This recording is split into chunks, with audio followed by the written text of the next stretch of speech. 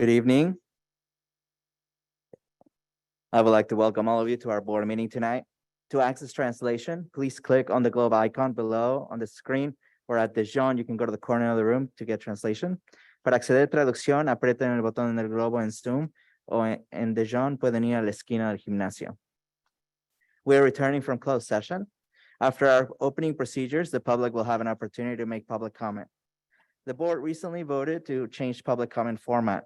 We have opportunities on non-agenda items in person, through Zoom, and by telephone at the beginning of the meeting.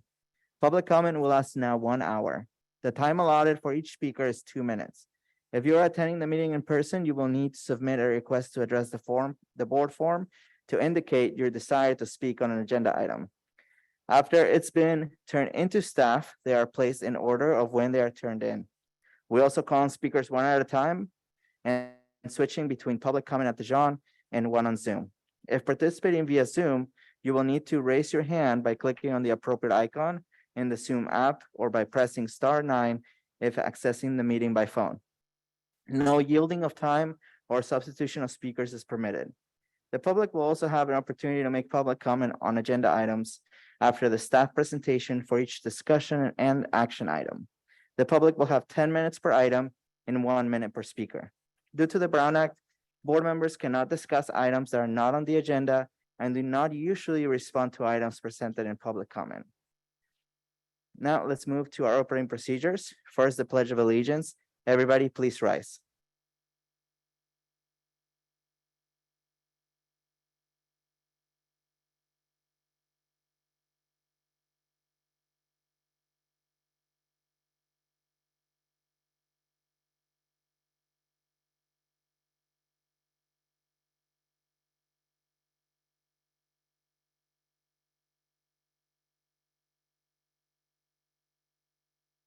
Thank you. Now for our land acknowledgement.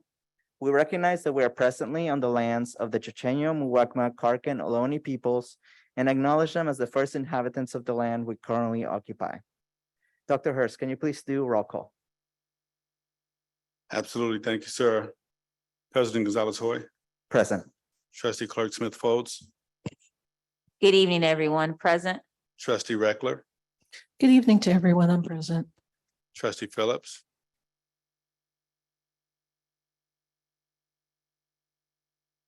I know that I saw Trustee Phillips, but he's currently not here. And Trustee Christian. Good evening, President. Thank you. Thank you, Dr. Hurst. Dr. Hurst, can you please report out from closed session? Absolutely, sir. In closed session, the board received information pertaining to the recommended expulsion of student number 222307. The board voted not to accept the recommendation of expulsion by unanimous vote, with Trustee Phillips absent. Additionally, the board voted to approve the appointment of Mr. Guthrie Fleischman as interim SELPA director by unanimous vote. Hoorah. Congratulations, sir. Thank you, Dr. Hurst. I also have something to report. Tonight in closed session, the board voted to give the superintendent a rating of proficient on his annual evaluation, which is a positive evaluation. The vote was 4-0 with Trustee Phillips absent. Thank you so much. Okay, now we're gonna move to public comment. Ms. Munoz and Ms. Cornejo, do we have public comment? Yes, our first public comment is Pilar Granados.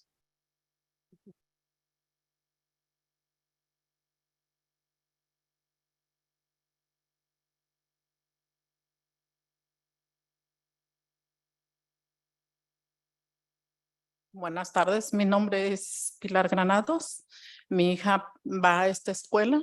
Ella es Kendra Harkin Granados y estoy aquí para hablar de unos incidentes que vienen pasando desde el mes de enero y que la situación ha ido empeorando.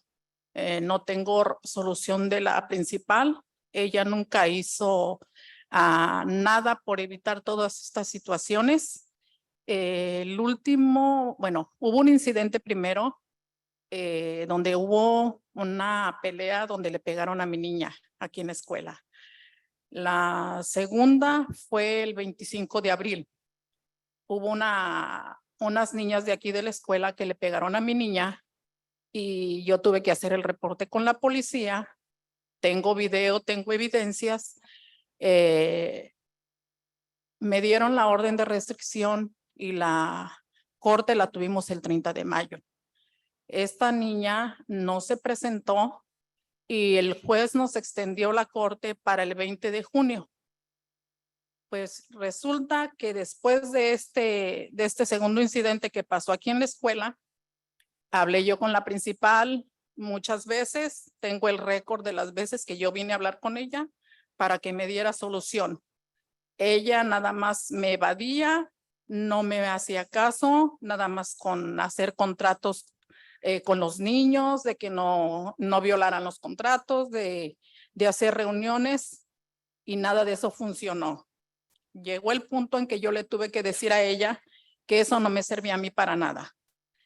El 25 de abril fue lo que pasó aquí en la escuela y el 4 de mayo, a raíz de lo que pasó aquí en la escuela, fueron y le pegaron a mi hija afuera de mi casa en el parque.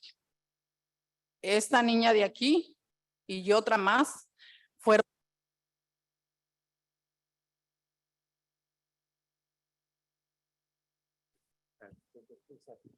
Sorry, Oh, ok. Esta misma niña llevó a otra compañera de aquí de la escuela que estuvo involucrada en la segunda pelea que estuvo aquí en la escuela. Esta niña llevó a la hermana que tiene 17 años, llevó a la prima que tiene 18 y llevó a un primo que tiene 18 años. Ellos llegaron allá el 4 de mayo como a las 8:15 de la noche y llegaron y le pegaron. La dejaron sin zapatos. Nosotros tuvimos que hacer el reporte con la policía. Llegó la policía, tuvimos que llevarla al hospital, hicieron el informe, le sacaron fotografías. Al otro día yo me presenté temprano aquí en la escuela el viernes 5 de mayo para hablar con la principal. Pero como ella estaba muy ocupada, ella no me atendió. La que me atendió fue Miss Valdés, Miss Marisol y otros integrantes de aquí de la escuela, tratando de ver cómo íbamos a solucionar todo esto. Pero en realidad estoy muy molesta porque yo no tengo respuesta de nadie. Yo fui al distrito a hablar con la supervisora de Miss Cortés. Esperé 15 días para que me dieran una cita y jamás me la dieron. De ahí me fui directamente con el superintendente, el señor. Hablé con Miss Franco y él fue el que me estuvo traduciendo con él. Y el señor nunca me habló, nunca me dijo, mira, vamos a hacer esto, podemos resolver esto de esta manera. Los 15 minutos que me dio de la cita, él jamás habló. Entonces yo dejé copia de todos los papeles.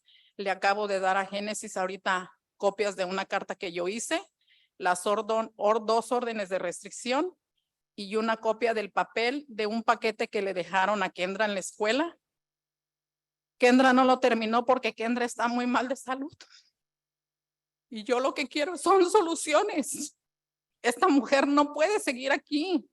Yo acabo de hablar con una mamá de una niña que suspendieron. muchas gracias. Disculpe, ya se acabó el tiempo, pero vamos a tomar lo que nos dio y vamos a seguir con usted. Gracias.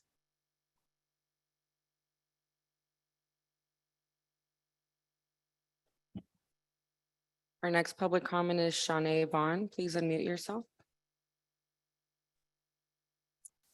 Hi, my name is Shanae Vaughn. I am the union representative from Teamsters for the classified staff.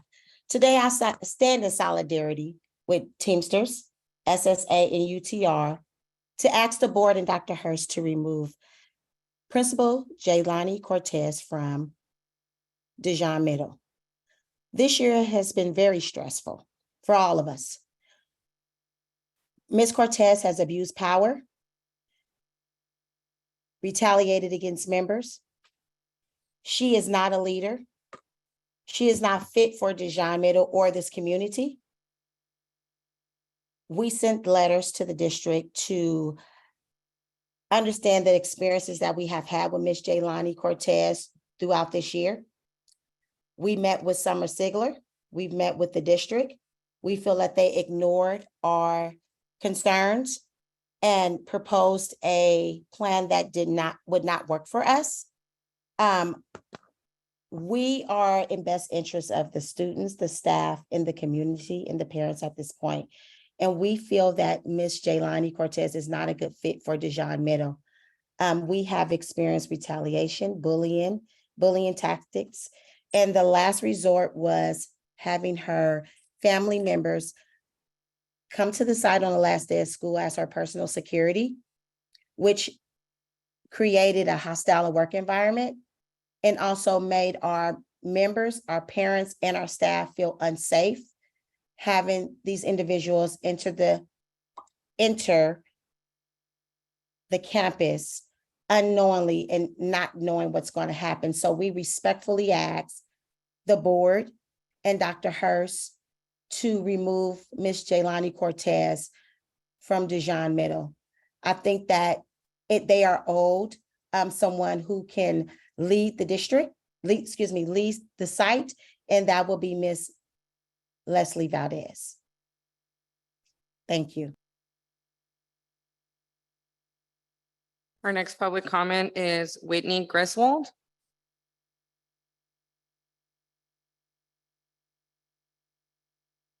Hello, you probably remember me from last week. I'm returning to inquire about next steps related to West Contra Costa Unified School District's compliance with maintenance and recreation assessment district policy. Under the MRAD policy, it appears that school campuses should be open to the public 67% of the time. Yet in my neighborhood, all of the campuses are locked. Property owners pay $72 a year towards the upkeep of these campuses for a $5.6 million total budget. And therefore, us as residents we are entitled to at least some level of access to our local schools. So I'm just curious how the district will be able to comply with this policy. I am just a mother and I just want a safe place for my kid to play. I have emailed all of you present and I have called all of you to understand next steps that the district is taking here. Can someone please respond to my emails and outline some clear next steps and help to clarify the policy and what's going on with all of the school closures? Thank you.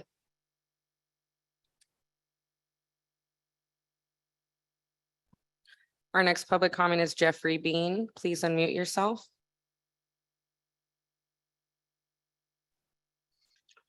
Good afternoon, school board, Dr. Hurst, and staff.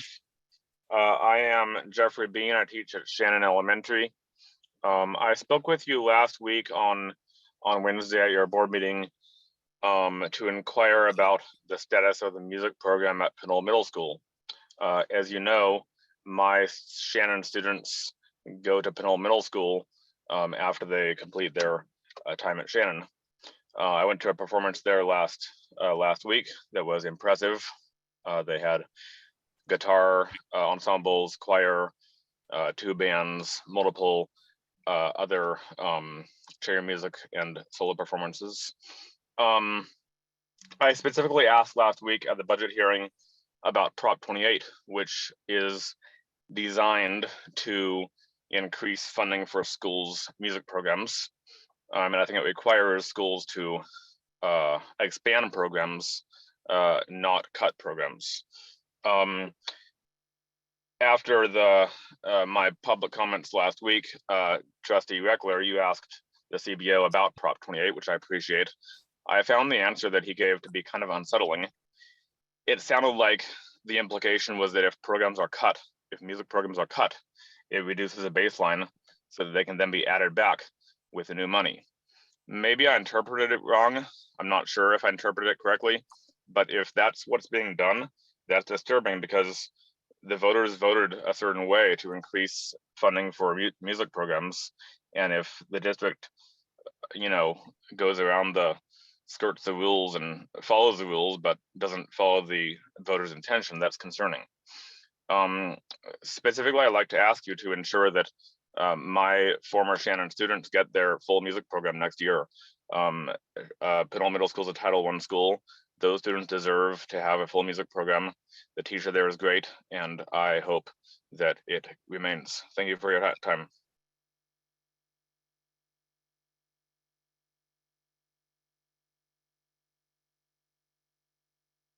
That concludes our public comment.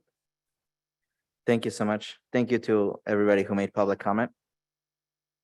Board, we are now moving to agenda review and adoption.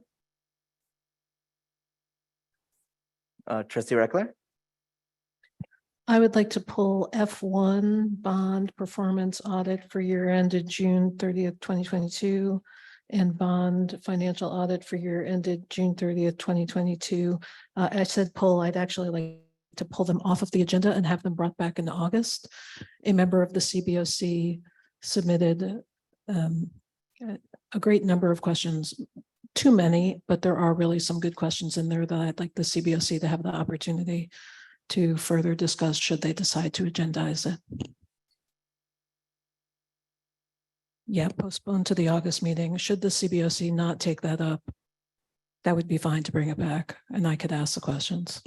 But there are some, I think, legitimate deep dive topics. Thank you, Trustee Reckler. F1 and F2, right? F1 and F2. Correct. Dr. Hurst, are there any timeline implications with the audits? Either Robert or Louis, can you answer that? Are there timeline implications for this? There is no timeline. Okay, thank you. Okay, board, without objection, we'll approve the agenda with the with tabling F1 and 2 or postponing To return in August. to return in August. Thank you. Okay, so adopted. Thank you. Oh, sorry, do you have a question? Sorry, Trustee Phillips, didn't see you here. Thank you. Is E6 the same item from last time? Yes, E6 is coming back. And we'll explain why it's coming back and why we were able to do it when we get to it. Yeah. It was at advice of legal counsel. Okay, without objections, we'll adopt with the way that we described. So moved, thank you. So adopted, sorry. Okay, we're now moving to consent calendar. Consent items. Are there any items, Trustee Phillips? E3?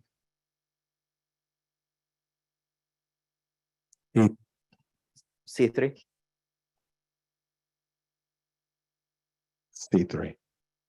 Thank you. No, it's not C3. No, No, are you it's looking for? it's 13. I'm 13. sorry, it's C13. Thank you. That's what I thought, but I didn't want to make an assumption. Okay, so you're pulling C13. Board, any others? Okay, without objections, we'll approve the consent items. Oh, excuse me. Trustee Clark Smith Folds. I just had a question, and I don't know if it's proper to ask. It's a question about consent items. So I don't know if I'm clear. I have a question to the staff on how we award contracts for certain schools in the summer. Is it under C13? It's Well- under, so C2, C3, C4, C5, like how do we pick the schools? That's my question. Oh, you And would is- have to pull the items in Okay, order to get. then instead of doing that, I will just send that question in an email. And then I will report out the answer at the next meeting. Thank you. Thank you. Trustee Reckler? Is it appropriate to give a short comment on an item on consent? I don't want to pull it or anything. It's actually a glow. It's only if we pull the item. Okay, never mind that. Okay, no problem. Okay, but if we have comments at the end of the night, you're welcome to do it in your comments. Yeah. Okay, without objections, we'll approve the consent items with C13 being pulled. Okay, so adopted. Now we're moving to the superintendent communication. Dr. Hurst, I'll pass it to you. Thank you so much.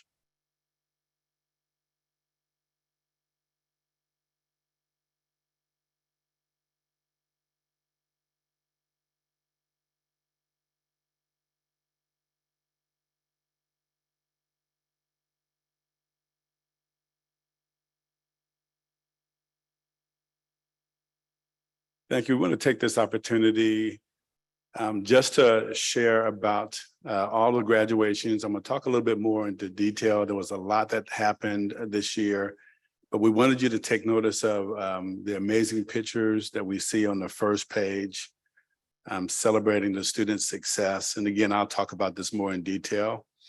Can we go to the next slide for our memoriam? We wanted to pause for a second for the memoriam. The district would like to take time to recognize the contributions of members of our school community who's passed away. We regret to inform you that our student, Jared Viray, passed away on April 27, 2023. Jared was a home hospital student. And as a student with special needs, he received services from speech therapists, occupational therapists, vision specialists, AAC specialists, and home instruction teachers. His family appreciates all of the provider services throughout Jared's life. And if we can, please pause for a moment of silence.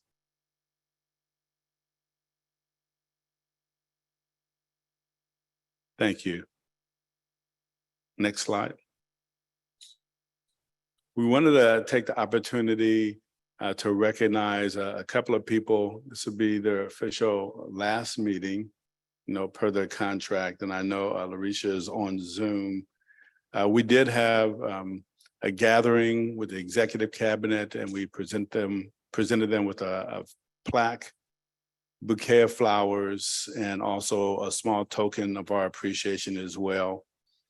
We did that also with Dr. McIntyre, presented him with a boutonniere, a plaque, and a small token of our appreciation. And we just want to share with Larisha, we're certainly going to miss her. We do congratulate her.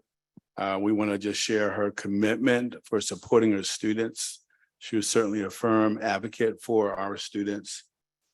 We also appreciate her bringing research-based strategies into our district, like SIPs, that are available for all of our school sites. And also certainly instrumental in working with her team in developing the instructional focus plan. And we thank you for your support there also, Larisha. And also just talking with the goals, you heard the overall rating was proficient, but there was progress, especially in early literacy for our students. So we wanted to thank you for progressing your team toward our district goals. We are going to miss you, Larisha, and we thank you for your service. Can we go to our next slide? Also, we wanted to take the opportunity to recognize Dr. Robert McIntyre. One of the things I was sharing with the team, we're certainly going to miss about him. He has a sense of humor about him that's pretty funny. We shared a story that I won't share here, but we shared a story amongst executive cabinet.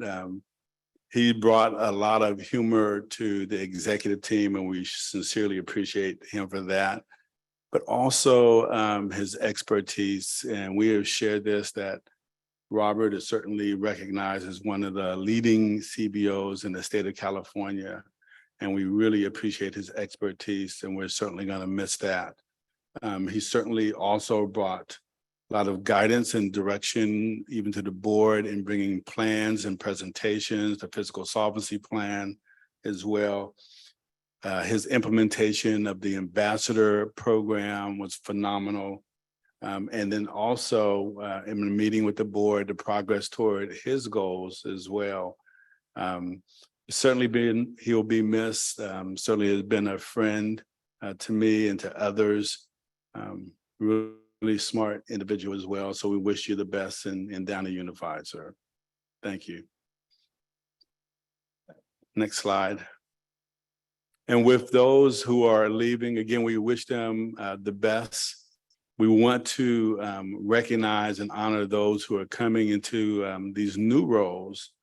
I was not here. I just missed it by a tad. We were at the El Cerrito High School graduation, and these candidates were approved, but I wanted to publicly share with everyone that I am excited as superintendent for these three individuals that are coming in new to the district.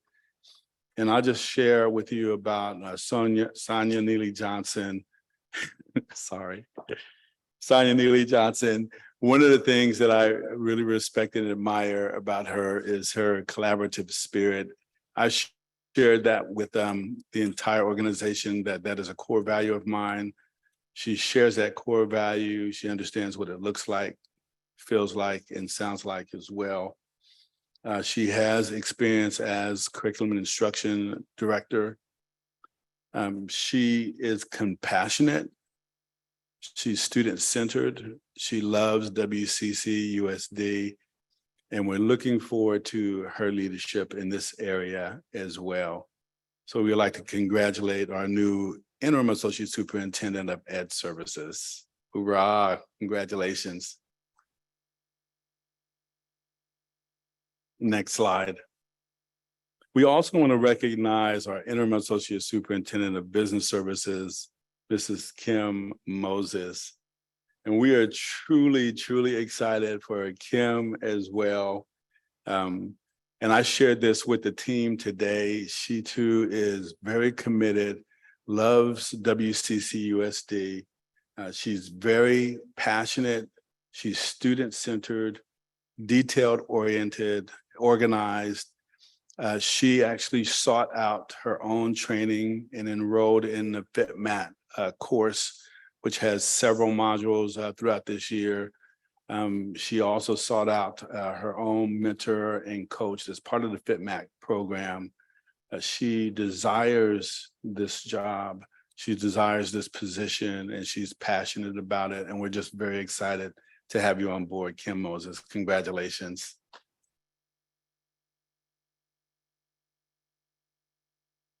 Camille, Dr. Johnson is not here. However, she was here on Zoom last board meeting.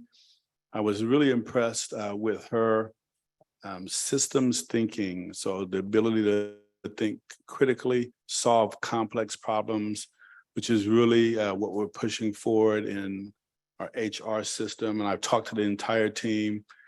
I'm excited to have the entire team working together, but certainly excited that Camille is coming with experience also as an associate superintendent of human resources before. She really has these key social judgment skills, which is the ability to coalesce, pull people together. And she also, as I said, has experience as HR associate superintendent. So though she's not here, we like to say congratulations to her as well. Next slide. So let's just take a moment and just soak in the pictures, the graduations. This one, I couldn't put all the pictures there. There was so many pictures that was taken. There were 12 or 13 ceremonies that I know that I personally went to, and a lot of the board was there. This one is De Anza, and you can see the ROTC and the graduate there as well. Next slide. Here you see Hercules here, and one of our own trustees' daughters graduating as well. Next slide. And here is Kennedy High School graduation, and we see this is the valedictorian doing his speech. Next slide. And then here we have Pinole Valley High School graduation. Next slide. And then El Cerrito as well. And we wanted to also Richmond High School graduation. And we wanted to also highlight Greenwood Academy. This is the only one I was not able to attend, but Sonia Neely Johnson was able to attend, and she spoke on our behalf and also accepted the graduating class of 2023. Next slide. So I wanted to just share some highlights with you. Here you can see the number of graduates per school site. We had a total of 2,800 graduates this year. Just very excited about that. Next slide.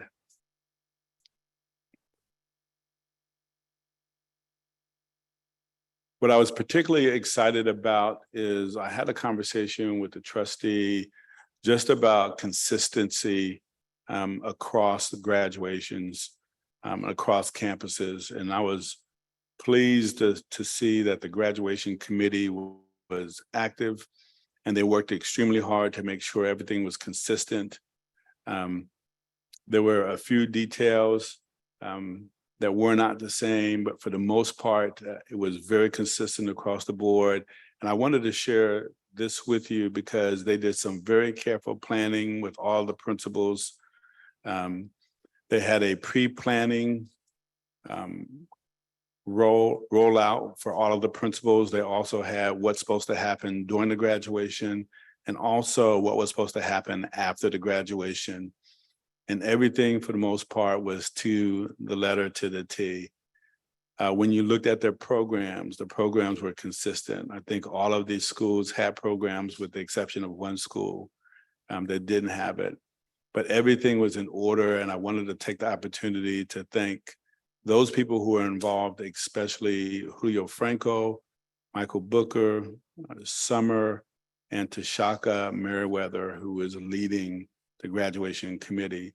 And I'll say my own personal highlight, every school had a performance, which was different from last year's graduation ceremonies. Not every school had a performance, but it was nice to see that at every graduation ceremony. But the highlight for me was a transition graduation where you had the students coming up to perform. One did a song and performed, and it was fabulous. And one did a dance as well, and he was amazing. So we just wanted to share some highlights with you about our graduation, and we're extremely happy about all of our graduates and especially the staff and the principals that got them there. So thank you very much, and this concludes my report. Thank you so much, Dr. Hurst. Board, are there any questions, Dr. Hurst, on his report? Clerk Smith Foltz. President Gonzalez-Hoy, I have comments. Great. Should they go now or wait? Yeah, we can do them now since there's no more questions. Now, okay. And just so the board knows, we have a lot of items tonight, so we will follow our 3 questions, 2-minute comments. Would you like me to wait for the timer? Oh, thank you. Yes, that'd be great. Could we put up 2 minutes? Thank you, Clerk Smith Foltz.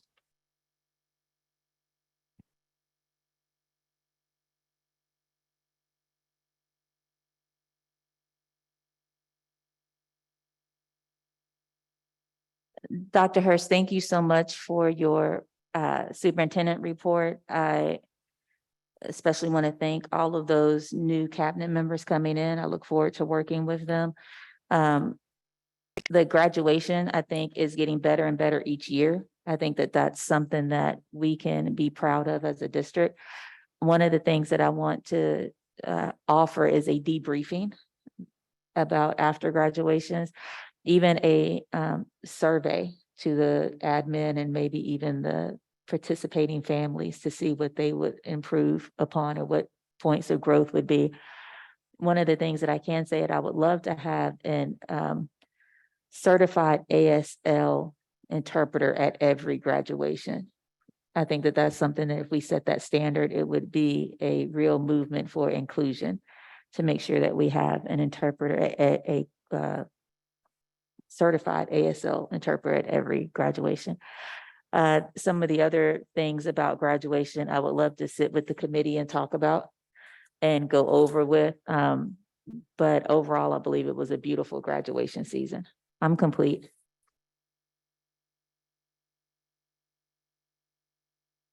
Thank you, Clerk Smith Foltz. Okay, I don't see any comments, but Dr. Hurst forgot to mention something in his report, so we're gonna go back to him and then we'll move to our action items.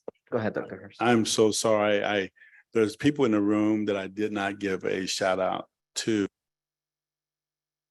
that were instrumental in participating in graduation. And we have our Director of Communications here that was extremely instrumental, and their staff. If you all remember, they were there to every graduation, taking pictures in the front and then posting also to social media. So forgive the omission, but we wanted to recognize the communication department. Thank you. And your CSSs who had to do back-to-back graduations. Your safety team was at all the graduations, and sometimes they did 3 graduations a day. I'm complete. Thank you. Okay, we're gonna move to our first action item. We have the elementary TK through 5th grade science adoption. Ms. Neely Johnson, is this your item?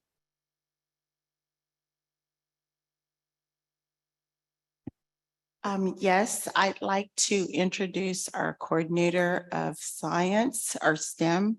I'm still learning my department's title. So John Iowaki is here to present. I think he brought some parents. Did you bring parents? Okay, to present. I think he has approximately how much time on this item? He has approximately 10 minutes, and he has a presentation that he'd like to share about the adoption and the process that they use. So please come forward, Mr. Iowaki.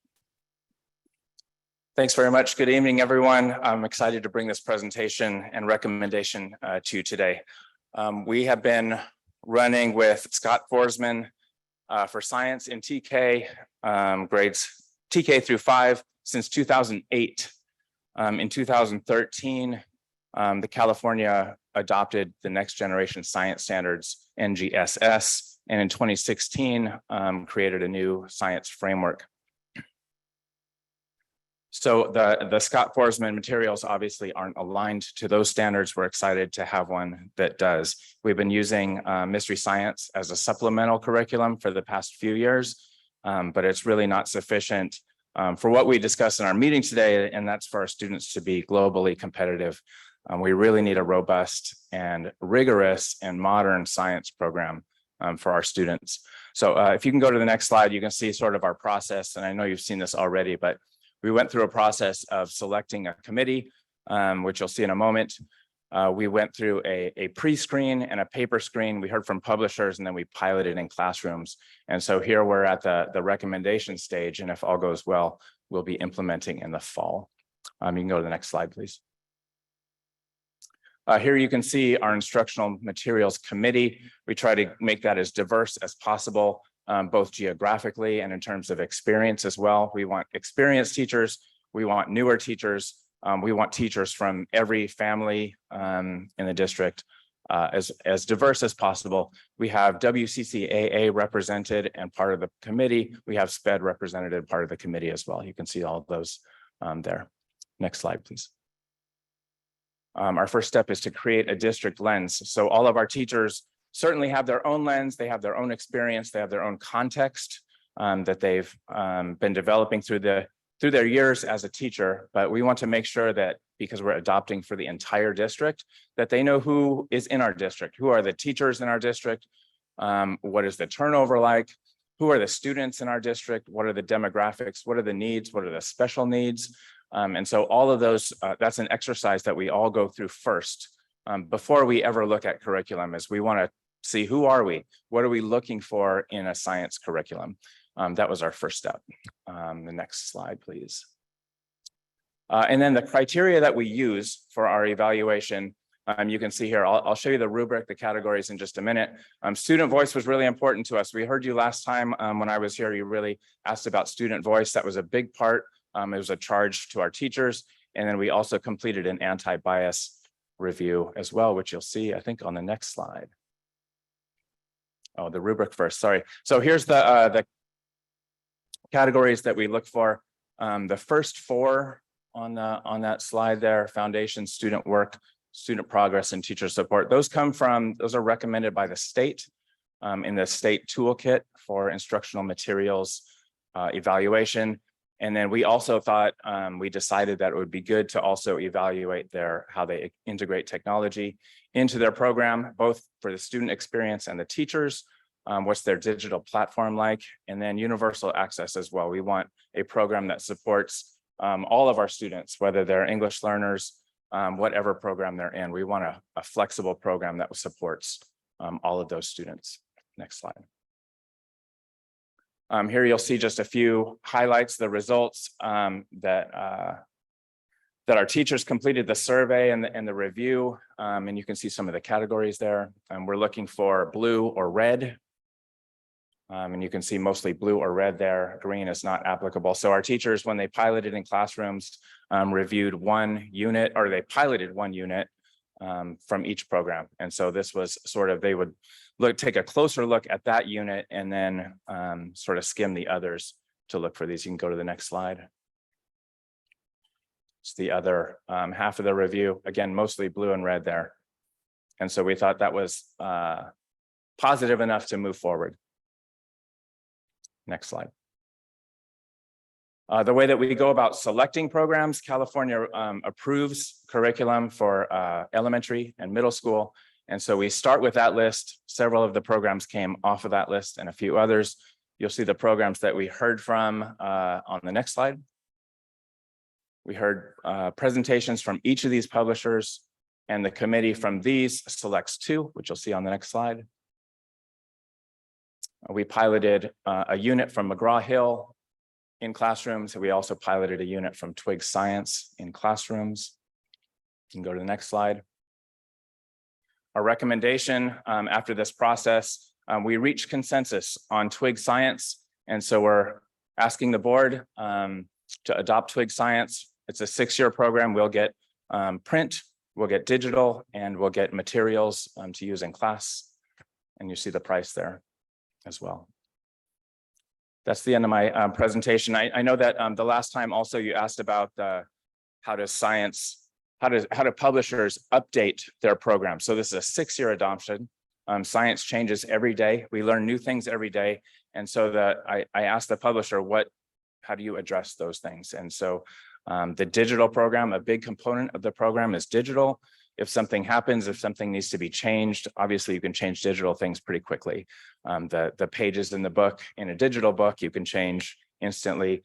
Twig Science doesn't have a classic textbook where you buy all the thousands of textbooks and then they're obsolete as soon as you get them. Twig Science uses consumable books. So for teachers that choose to use those consumable books, they would be, if there are changes needed to be made, they would be replaced at the end of the year and we'd get new ones. So they are updated every year as needed. And then I have a special guest, if you're ready. Tell us who you are. Hello, my name is Owen Engstrom, and I was at 2nd grade in Ohlone. I was in Miss Schreifenberg's class. My class did Twig Science. I thought it was really good. I think we should do it next year because there was Habitat Explore, and I think that all 1st graders that have it should get a chance to do it next year. So I think we should do it next year, and I really liked it. Thanks, Owen. I'll take any questions if you have any. Thank you so much. Thank you for your presentation and for your amazing helper as well. He did great. Board, before we go to questions, thank you. Do we have any public comment on this item? No public comment. Great, thank you so much. Board, are there any questions on this item? Clerk Smith-Foltz, and then I'll come to Trustee Reckler. Thank you so much for the presentation. How much is this curriculum project-based? Because we know that science is moving to hands, not just reading, but experimenting and moving towards what you can do with your hands. How much does this curriculum align to that? Absolutely. That was one of our criteria. So we know that students need to be doing science, not just learning about science. And so that was a key criteria for us, is our students doing science. That's part of what NGSS is in general. We want our kids not just reading. Reading in science is great. Still need to read in science, but we want our kids doing science. We want kids figuring things out with their hands. It's really important to us that we get the materials kits. We discussed saving money by getting print and digital only. That didn't feel like a good option. That's not the way that we want our students to learn science. The kits are a huge part of it. They're engaged digitally with videos, colors, it's so pretty. Twig Science is so pretty, but absolutely, we're not teaching science if we're not doing project-based learning. My second question is, if I open up the digital book, would I see myself as a identifiable female in the book? And would I see myself as a Black female in the book? Would I see those examples from the examples of the kids doing it, the pictures that they have in the book, to learning about Black female scientists? Would I see myself in the Twig program curriculum? Thank you for that question. That is an important part of why we're doing the anti-bias review. Part of that, one of the criteria is representation. And so you can actually see the results on that slide. Representation, absolutely, yes. The teachers felt like there were not just you, but many different kinds of people represented. And it was publishers in general are doing better with that, but we wanted to make sure that this one was, and we feel good about it. And that is represented in those slides there. And my third and final question is the level of differentiated modalities. If I am a student with an IEP that has to be able to listen to the material, is it adaptable? If I'm a student that has another accommodation or modification, is Twig adaptable to where I am going to stay on par with my peers? 100%. That was obviously part of our concern as well. That's why we added that special consideration. And that's why we have SPED teachers as part of our adoption committee. We're going to make a special effort to even identify and give teachers special training on all of the features in that area that Twig offers. We feel good about that. President Gonzalez-Hoy, I'm complete. Thank you, Clerk Smith-Folds. Trustee Reckler? Thank you. Thank you for the presentation. I have a question on the anti-bias review. Were any materials kicked because they scored less than optimally? We only used the anti-bias review on the materials that we piloted. So just the McGraw-Hill and the Twig Science. So no. Okay. And then who else uses Twig? Is this widely used in the state of California or the country? I'm not familiar with other districts that are using it. It was approved by the state.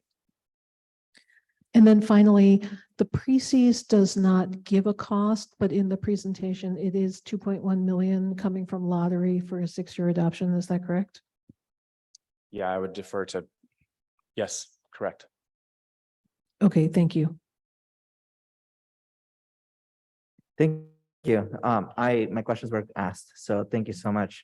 Now, board, do I have a motion on this item? Or could we have a motion? Yeah, so Trustee I'll go ahead and move the adoption of elementary. Oh, it just says elementary TK science adoption, and is it okay if I say 6? The 6-year adoption, 2.1 million Twig. Thank you. Smith-Folds, seconds. Thank you. Board, are there any comments? Trustee Reckler? Yeah, I just want to say thank you. I feel like I was really heard the last time around, and all of my comments were reflected. Thank you very much. Clerk Smith-Folds? I would just ditto that. Like, you hit everything that we talked about before in this presentation. So I feel really confident that this is going to be a good adoption for our kids. I would like to be invited to see it in action in a classroom from TK, and then hit middle with 3rd and then hit 5th grade. well, never mind, I'll see it in fifth grade because I have a fifth grade kid, but to see it at the lower level would be great. I'm complete. Thank you. Okay, let's move to our vote. Clerk Smith Folds, Smith Folds, yes. Trustee Christian, Christian, yes. thank you. Trustee Reckler, Reckler, yes. Trustee Phillips, Yes. and I'm a yes as well. It passed unanimously. Thank you so much. Okay, now we're gonna move to item E2, high school world and US history adoption. Ms. Neely Johnson, pass it to you.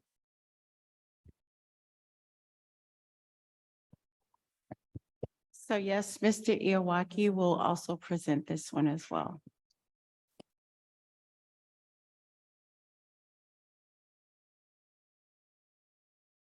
Good evening again, everyone. I helped run this adoption with Dr. Chilcott, and he's not able to be here today. Hope he's resting well. But I can tell you a little bit more about this. It's very similar to what I just told you. The process is very similar. So we can just move forward to the next slide there. Again, these materials are dated, the materials that we have already, again, from the 2000s, 2006. We also wanted materials that support current instructional practices that align with the new laws on ethnic studies and align with the Common Core. We can go to the next slide. Similar adoption process is what I told you last time, and you can see the timeline there. And go to the next slide. Again, we were looking for a diverse committee. We have, I think, just about every school represented there as well. Administrators were part of that. You can go to the next slide. Again, the same process around district lens so that our teachers can understand who they're adopting for, both students, teachers, and what we're looking for in a program. And next slide. Similar criteria, again, the rubric, student voice, and the anti-bias review. And I'll show you more of those results. You can go to the next slide. Here's a rubric. It's similar to what you saw last time, but not there's not a state toolkit for history, but we created something similar. On the next slide, you can see who we considered. Same thing. You can go to the next slide. We considered 5 different programs. We heard presentations from each one. From there, we chose 2 to pilot in classrooms. On the next slide, you can see those. HMH and McGraw-Hill, again, same thing. The teachers took a unit, piloted it with their classrooms, took account of what students thought of it, talked to their peers, passed the books around in their departments. Same thing. And then we did the anti-bias review. You can see the results on the next slide. There is a link in the presentation if you want to see all of the results. But again, we're seeing mostly blue and red. You can go to the next slide. Again, mostly blue and red. And then our recommendation is on the final slide there. That's for HMH for 8 years, print and digital. You can see each course there, US history and world history. And I'm happy to take questions. Thank you so much for your presentation. Is there any public comment on this item? Ms. Munoz and Ms. Cornejo, is there any public comment? Yes, there's one public comment. Ms. Stephen Hoffman, sorry, please unmute yourself. Please put up the 1-minute timer. Okay, good evening. My name is Steve Hoffman, and I teach U.S. History and English at Middle College High School. And I'll start by saying the other day I was cleaning out my office and I found materials for the book that I have been working with, The Americans, and I found overhead projector transparencies, CD-ROMs, and so I appreciate the timing of this. I think it's time.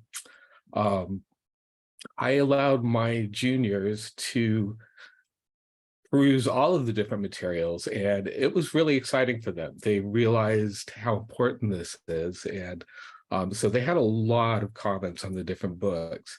And they overwhelmingly went with the HMH. They found that the online resources materials were especially great with this book. They also really appreciated the representation. A Mien student commented that she saw herself in this book on the unit in Vietnam. So they really do appreciate this book the best. So I want to make sure their voices are heard as well.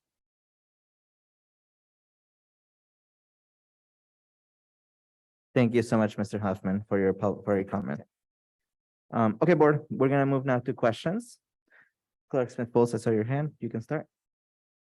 Thank you so much. I would be remiss if I didn't ask if the science that we just adopted, if it's applicable to Vista when we have virtual. So that, I'm sorry, that was one of my questions, going Sorry. backwards. Sorry, Clerk Smith-Foltz, since we're not. I can that put it in item- writing and I Yeah, can, if you could email Mr. I'm so sorry. I always Milwaukee. call you by your first name. Milwaukee. Thank you so much. Sorry about that. so that's a question that will be coming to you in a email. So with history, my first question with the history adoption is, where does the US history end? So does it go up to, I mean, when I was a kid, it went up to Jimmy Carter, right? So where does the US history book end, the pacing guide? How far do we get? Yeah, I'm actually a little less familiar with this book. I was involved more with the process rather than the content. So that's something we'd have to look into. All these materials are available for viewing at the district office as well. And we have online links as well. Thank you so much. And then this went through the same correct me if I'm wrong, this went through the same anti-bias lens that the science went through. And you found that overwhelmingly you saw representation of African Americans, you saw representation of our Hispanic and Latinx community. You saw that in this book, correct? Yeah, that's correct. You can actually see on our results there's more blue even on the history results than there is in science. Science is a little trickier when you're there. Most of the diagrams are molecules and rocks and all that, but in history we're talking about people, and so we actually look closer at those criteria in history. There are actually specific criteria for history in that anti-bias review. And then my final question is, how in US history specifically, how and you may not be able to answer this because you're not as familiar with the text, but if you can, how in depth do we go into American history from all perceptions or perspectives? Yeah, again, I'm not able to answer that question. I'm not as familiar with the book. I'll just say, like, these, we discussed this in the committees. These books are a starting place, really. They're not going to get us all the way to the ethnic studies requirements. They're not going to get us all the way to where we know we need to be. But this is a starting place and a dramatic improvement from what we have currently. Thank you, President Gonzalez-Hoy. I'm complete. Thank you, Clerk Smith-Foltz. Anyone else have questions? Okay. Board, can I have a motion on this item? Yeah, I'll go ahead and move Houghton Mifflin Harcourt for high school world and US history. Was an 8-year adoption at a total of $519,334 and 85 cents. Thank you, Clerk Smith. Thank you, Trustee Reckler. I will second that motion. Board, are there any comments? Clerk Smith-Foltz? I think that a history adoption is really important because I think that it goes along with our ethnic studies, it goes along with our citizenship classes, it goes along with our government classes, it builds a foundation. So I want to make sure that when we're doing a history adoption, especially for high school, that it's challenging, that it offers some pushback. As a history teacher, it's one of those things that I want to make sure that I'm giving my students room to ask those probing questions through the material. The dates are going to be the same, right? The people who did the event are going to be the same, but looking at history from a 360 perspective is what's going to be different, and deep diving into a little bit of the sociology of it all, right? I think is a great benefit. So I want to make sure that we're getting this one right, because 8 years is a very long time. And we really need to push a history curriculum that's going to push our students to be the best version of themselves. I'm complete. Thank you, Clerk Smith-Folds. Trustee Reckler?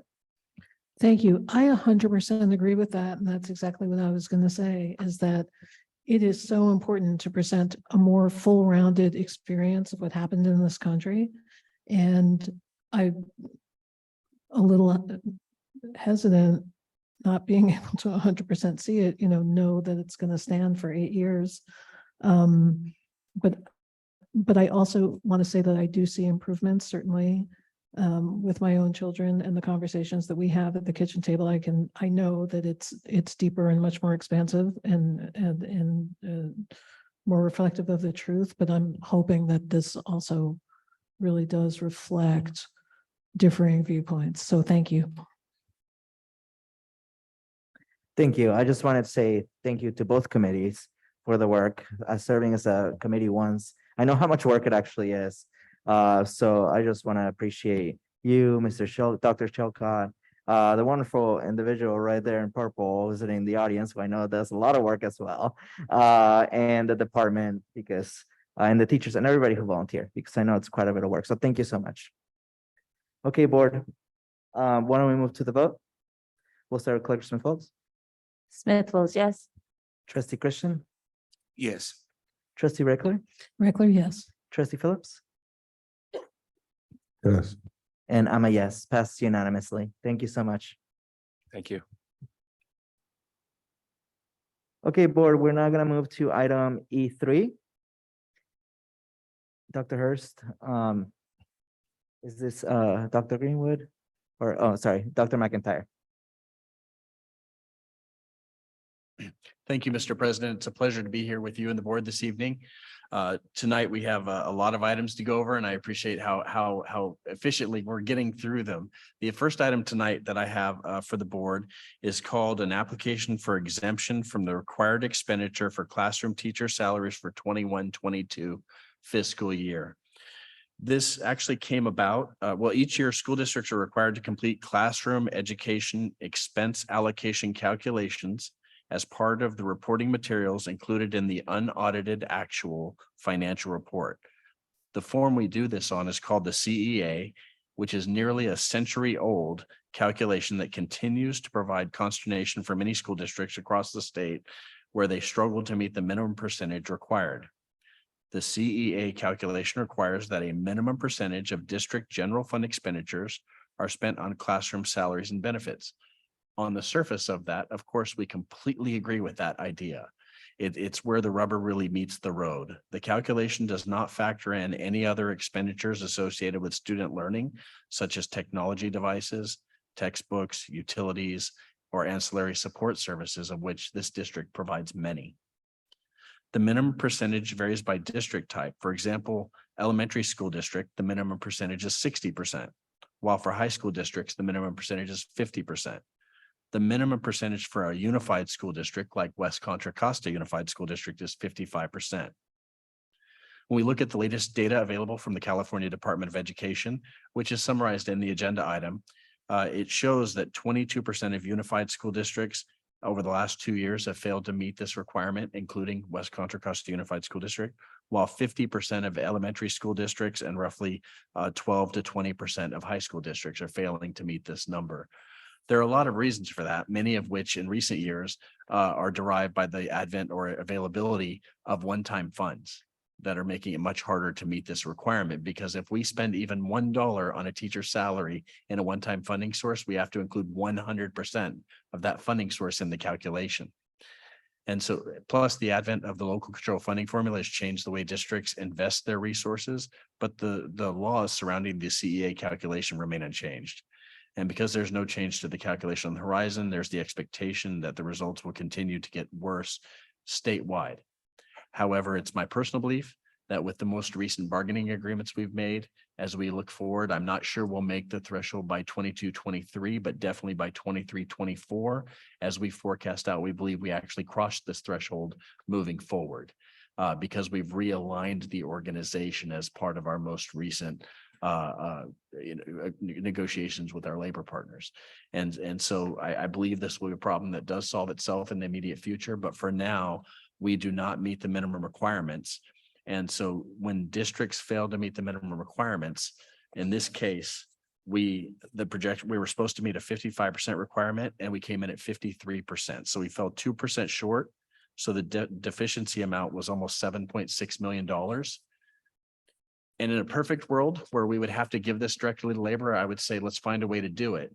But unfortunately, what happens is the county just withholds those funds and doesn't give them to us next year.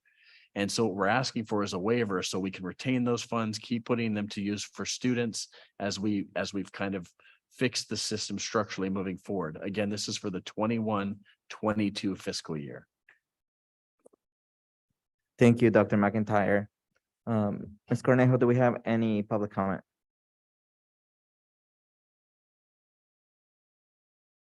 There's no public comment. Thank you. Board, does anyone have any questions on this item? Okay. Board, can I have a motion to approve the application for the exemption? I'll go ahead and approve the application for exemption from the required expenditures for classroom teacher salaries 21 to 22. Thank you so much. I'll second that motion. Does anyone have any comments? Okay, let's move straight to the vote. Clerk Smith-Folds, we'll start with you. President Gonzalez-Hoy, can you come back to me? Sure. Thank you. Trustee Christian? Yes. Thank you. Trustee Reckler? Reckler, yes. Trustee Phillips? Yes. Thank you. I'm a yes as well. Trustee Clerk Smith-Folds? Smith Folds, yes. Thank you. Passed unanimously. Thank you, Dr. McIntyre. Sorry, the next few items are for you, so I'll thank you at the end. Now we're moving to E4, which is the adoption of our LCAP. Pass it back to you. Thank you, sir. I believe we have Miss Larisha Huffman on the line that would need to be promoted as a panelist for this item. We'll be sharing this particular presentation.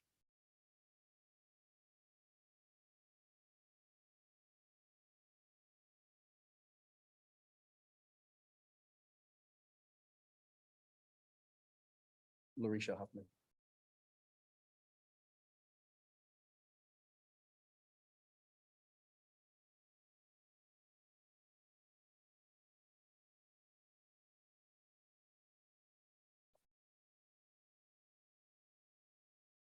Larisha, can you hear us?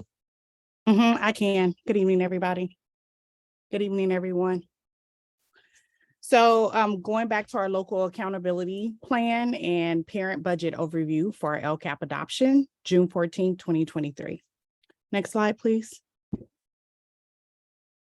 I'm just going to review our 3 primary district goals, which are achieving students, thriving employees, and caring schools. Next slide, please. Each spring, LCAP data is reviewed for each goal. And I just want to reiterate that last board meeting last week, I actually went over the LCAP and just the structure of the LCAP. And so what we did this time was actually go back in and put some data in, some successes and some challenges of our data for this school year.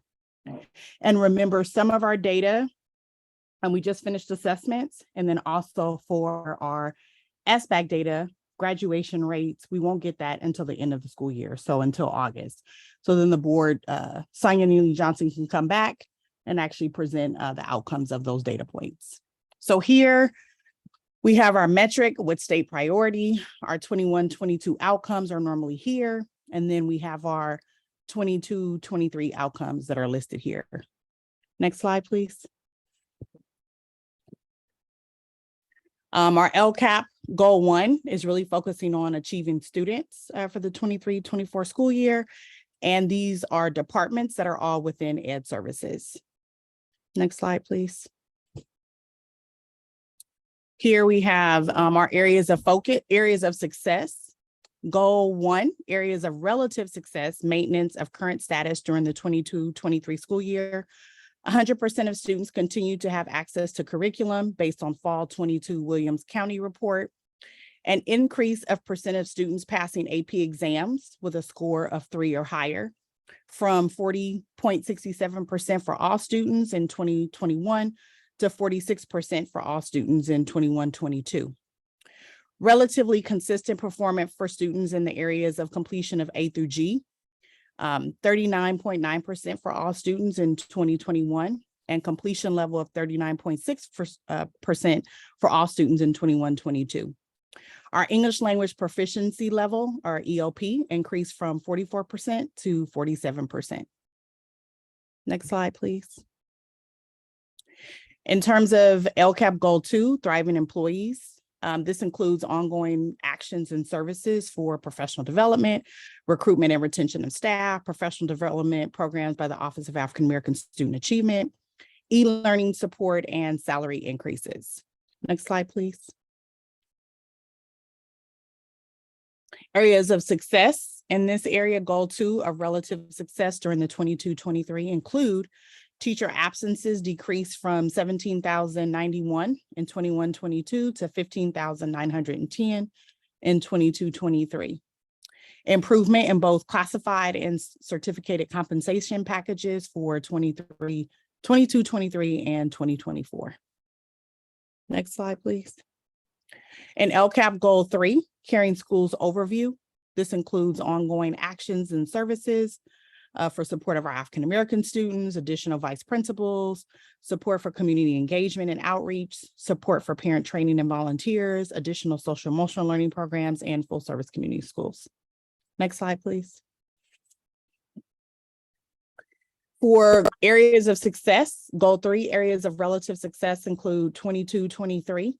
Middle school dropouts decreased from 12 in 2021 to 7 in 2022.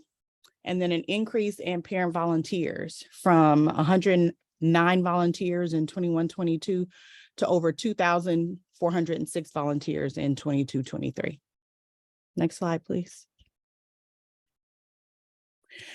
Areas of challenge in all 3 goals. This was provided to us by the county because we are on differentiated assistance from the county.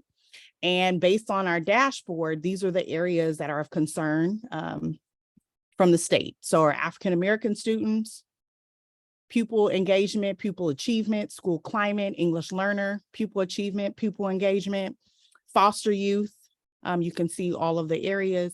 Hispanic students, the same areas, pupil achievement, pupil engagement, and then it tells you the indicators which are on the right.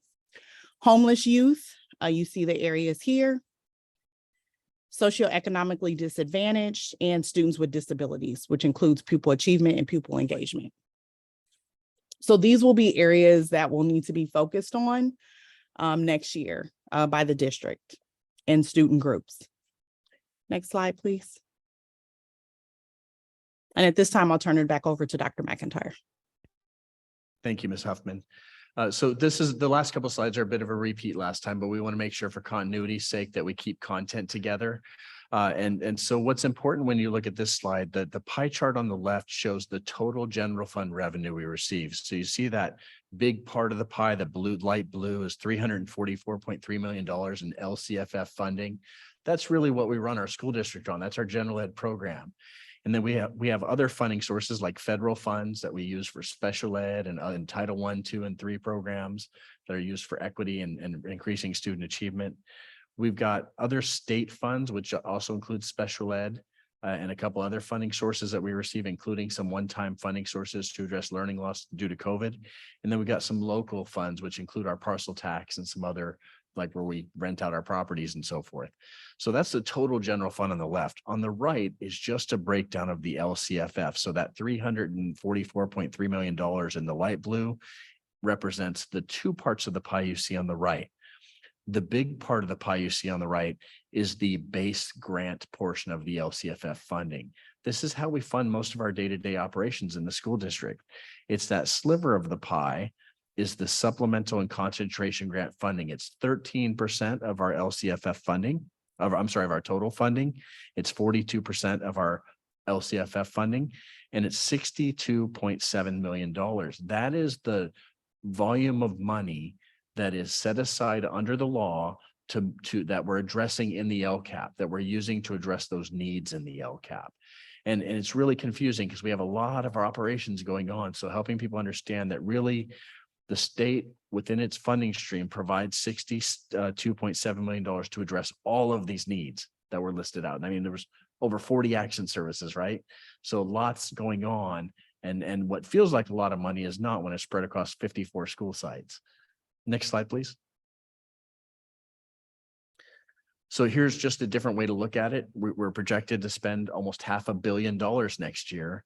And that very small number, it's a lot of money, but a very small comparative number meant to address our equity issues, that's $62.7 million. So hopefully that gives some perspective on the kind of proportionality of what we're talking about in regular operations versus trying to meet these extraordinary needs. I'm just trying to say, while I recognize these are big numbers for us mere mortals who live in the real world, it's not a lot to spread across to meet these deep needs in our community. Next slide, please. So we've spent the most of the slides looking at what's going to happen next year. Next slide, please. This slide shows actually what's happening in the current year. So while we expect to spend $62.7 million next year on the LCAP, this year we were obligated to spend $60,500,000. Not only did we budget that full amount, we project we're actually going to spend that full amount. And that's really important because if we fail to spend all of the money currently allocated in supplemental and concentration grant dollars in the current year, then we are obligated to reallocate it next year only on LCAP activities. And so, of course, as we work toward the year end, we close our books. If we do fall short, we will identify the amount and we will work with the board to talk about which action priorities are the highest rated and where we'd like to put those dollars, make a recommendation for that. With that, that concludes the LCAP presentation. Thank you so much, Ms. Huffman and Dr. McIntyre. Do we have any public comment? Yes, our first public comment is Erica Yanez. Thank you. If you would just give us 1 second so we can put up the clock for you.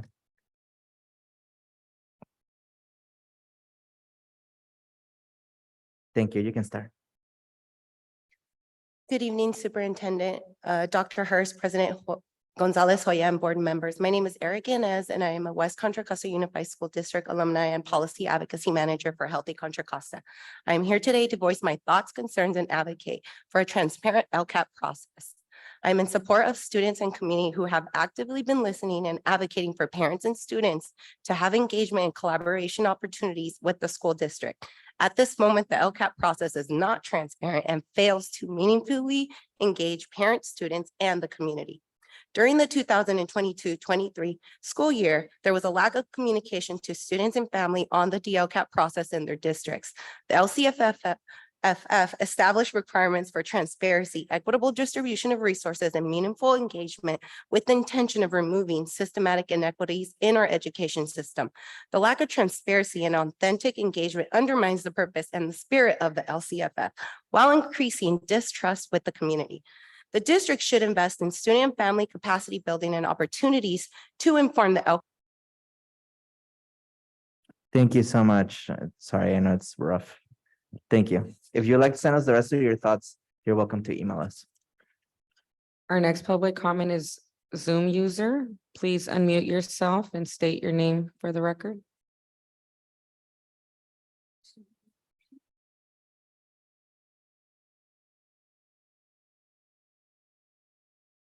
Please unmute yourself.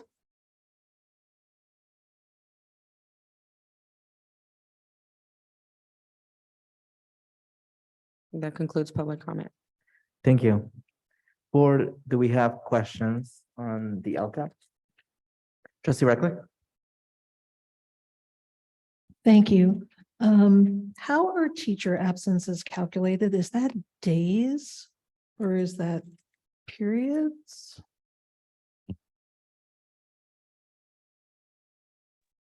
I believe that's counted by days, but I can have Morgan get an update for you on how that was actually calculated. But I believe that those are calculated based on the number of days that a teacher is absent. Okay, thank you. And then to calculate volunteers, is that counting up how many people were fingerprinted, or is there another way of counting who actually showed up and did something on a campus or for the school district? So I know that data point came from Director Blake Martin, and I know that it was based on the number of parents who have received their volunteer badges. That's where the number comes from, not necessarily the number of parents that are inside of schools volunteering. Great, thank you. I'm complete. Thank you, trustee Reckler. Clerk Smith Folds? Please correct me if I'm wrong. Dr. McIntyre, you said that we have to spend 62.7 million next year to address the needs of our students. Is that accurate? Within the LCAP, yes, ma'am. Within the LCAP. Okay, thank you. And then my second question is, has the AP passing score increased to a 4 or higher now instead of a 3 or higher? That's a great question. And normally Dr. Huey is listening, and she would normally text me the answer to this question. I will find out and get you an answer if it's a 3 or a 4. I'm typing this down. Those are my 2 questions. I'm complete. Thank you. Okay, I don't see any more questions, so we'll move to a motion. Does anyone have a motion they would like to make? To adopt the LCAP? Yeah, Trustee Reckler. I'll go ahead and move that the board adopts the 23 to 24 local control accountability plan. Smith Folds seconds. Thank you. Do we have comments from the board? Trustee Reckler, and then we'll go to trustee Phillips, and then I'll go this way. Yes, so thank everybody for their work this year. As I mentioned before, this was a rough LCAP year, no question. The committee did not get the data and updated goals in a manner and a time that was acceptable to them. And I think some of it is that it didn't exist. And we just have to be honest and help them to lay out a schedule that allows them to get the data when the data is available to them. But they also do need to be more closely aligned in this process, and their feedback really does need to be included. And I think that was really a little bit on the short side this year. And also ensure that it is truly supporting district and board goals. And I appreciate this better presentation. I still have an idea about how I want this presented, and I'm not giving up on it. So thank you very much. Thank you, trustee Reckler. Trustee Phillips, we'll move to you. We'll restart your time. Thank you. I want to start by saying to Mrs. Huffman, I very much appreciate the comment that you just made about Ms. Sigler.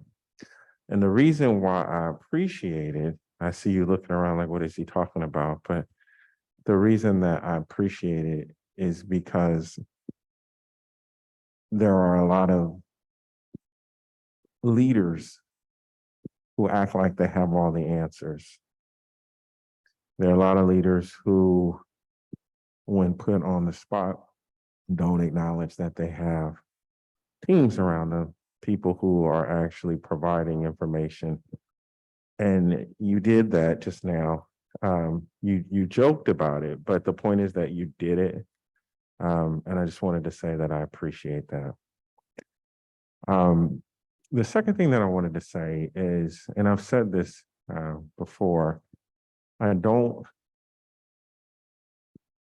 care for the process that we followed this time. I felt like it was backwards. And I know that parents and community members participated in this process, but I think they did it after some major decisions were already decided. And I don't think that that's how this process is supposed to go. So this is not something that I will be voting in favor of this evening. That doesn't take away my appreciation for any of the work that folks have done towards this, whether it's members of the community and the committee or staff. So thank you. Thank you, Clerk Smith Folds.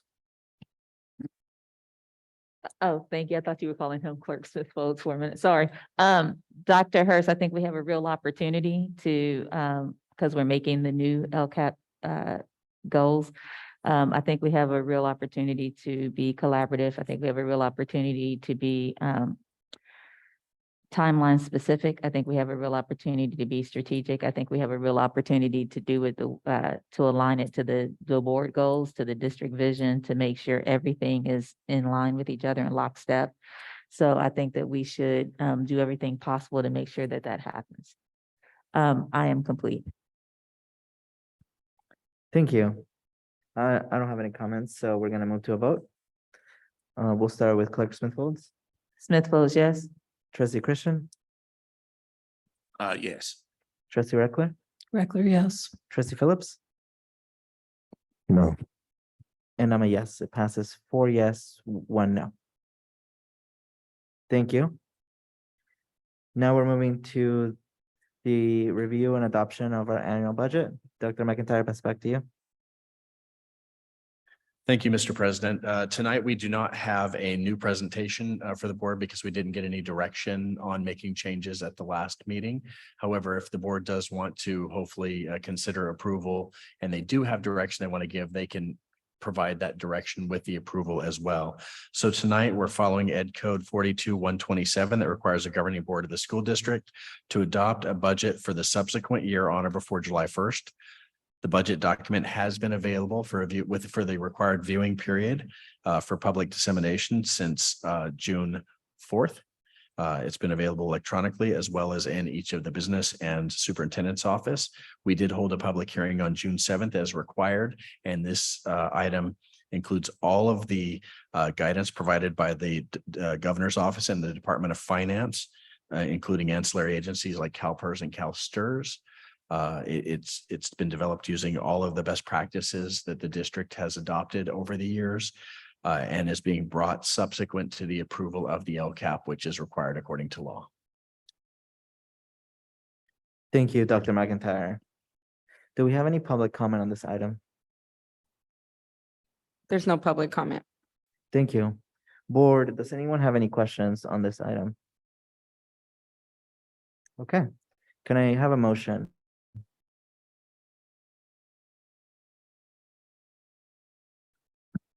I'll go ahead and move that the board adopt the 23-24 WCC USD annual budget. Thank you. I will second. Board, are there comments on this item? Yeah, we'll start with Trustee Phillips. Thank you very much.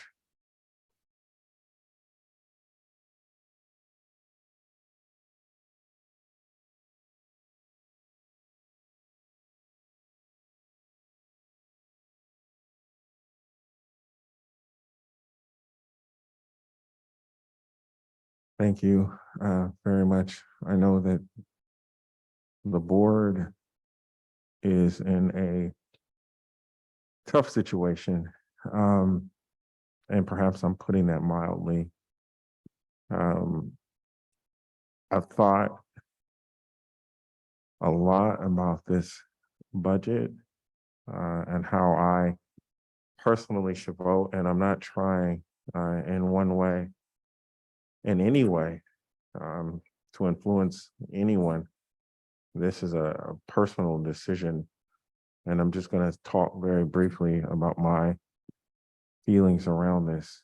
When I look at this budget, when I think about the presentation that we received at the last meeting, I personally don't really feel like this budget is balanced. What I feel is the case is that items were moved around on the budget to make it appear balanced. I think that if this budget was truly balanced, it would balance out over the following year and after the year after that, and it doesn't. I think we have to bite the bullet and actually make changes, structural changes, so our budget is balanced, not just on paper. And I know that people are concerned about making cuts quickly. But I've been on the board for 7 years now, and every time we have a budget conversation over the course of 7 years, people have said we have to do it over time. Well, I've been waiting for 7 years for a truly balanced budget, and this isn't it. So thank you. Thank you. Does anyone else have comments? Clerk Smith Foltz? One of the most taxing things that we do is talk about budget. It's one of the things that really kind of always in the mix of our conversations has to be about budget. I thank the staff for giving us such a detailed budget proposal. I appreciate that. I appreciate going to the budget ambassadors, learning a little bit more about how school budgets work and school finance, because it is such a complex organism to try to peel the onion back. I would like to continue to learn more about that. I think that with the budget that we have, I also think that a budget is a living document. I think that we can go and we can look at it and adjust it and move it around, but I think that what the board has an obligation to do is make sure that we have a starting point and then work from that point. I think that adopting this budget tonight gives us a floor and it gives us a place to work from and work to. I think that as a board, we need to come together and list our priorities and make sure that our priorities are reflected in the budget and make sure that we're putting money towards what we think is the best for student achievement, always keeping student achievement at the center of our decisions. I'm complete. Thank you. Thank you, Clerk Smith Foltz. Trustee Reckler? Thank you very much. And I want to thank the business office for all the work on bringing us to this point. What the district can control is their attendance. You know, there has to be a attendance strategy to get people in the building. Enrollment strategy, try to get people to enroll in our schools, and then UPP. So there has to be a very good UPP process to make sure that we're really reflecting those levers, because those are really the only ways that the district can get paid. So those have to be primary in any actions going forward. And then I don't agree with everything that the district spends money on, but I really don't think the district does a terrible job. I really don't. So there just isn't enough, and the budget is not balanced, because otherwise we wouldn't be going into out years of a structural deficit. It would be solved now, and we're skating really close to the edge. So there's going to be some really tough conversations that have to happen, and let's just hope that the economy holds, because otherwise it is going to be super ugly. So I also would like to see more study sessions with the board about the budget, about finances. I think that we should have more input and really make sure that our priorities are reflected.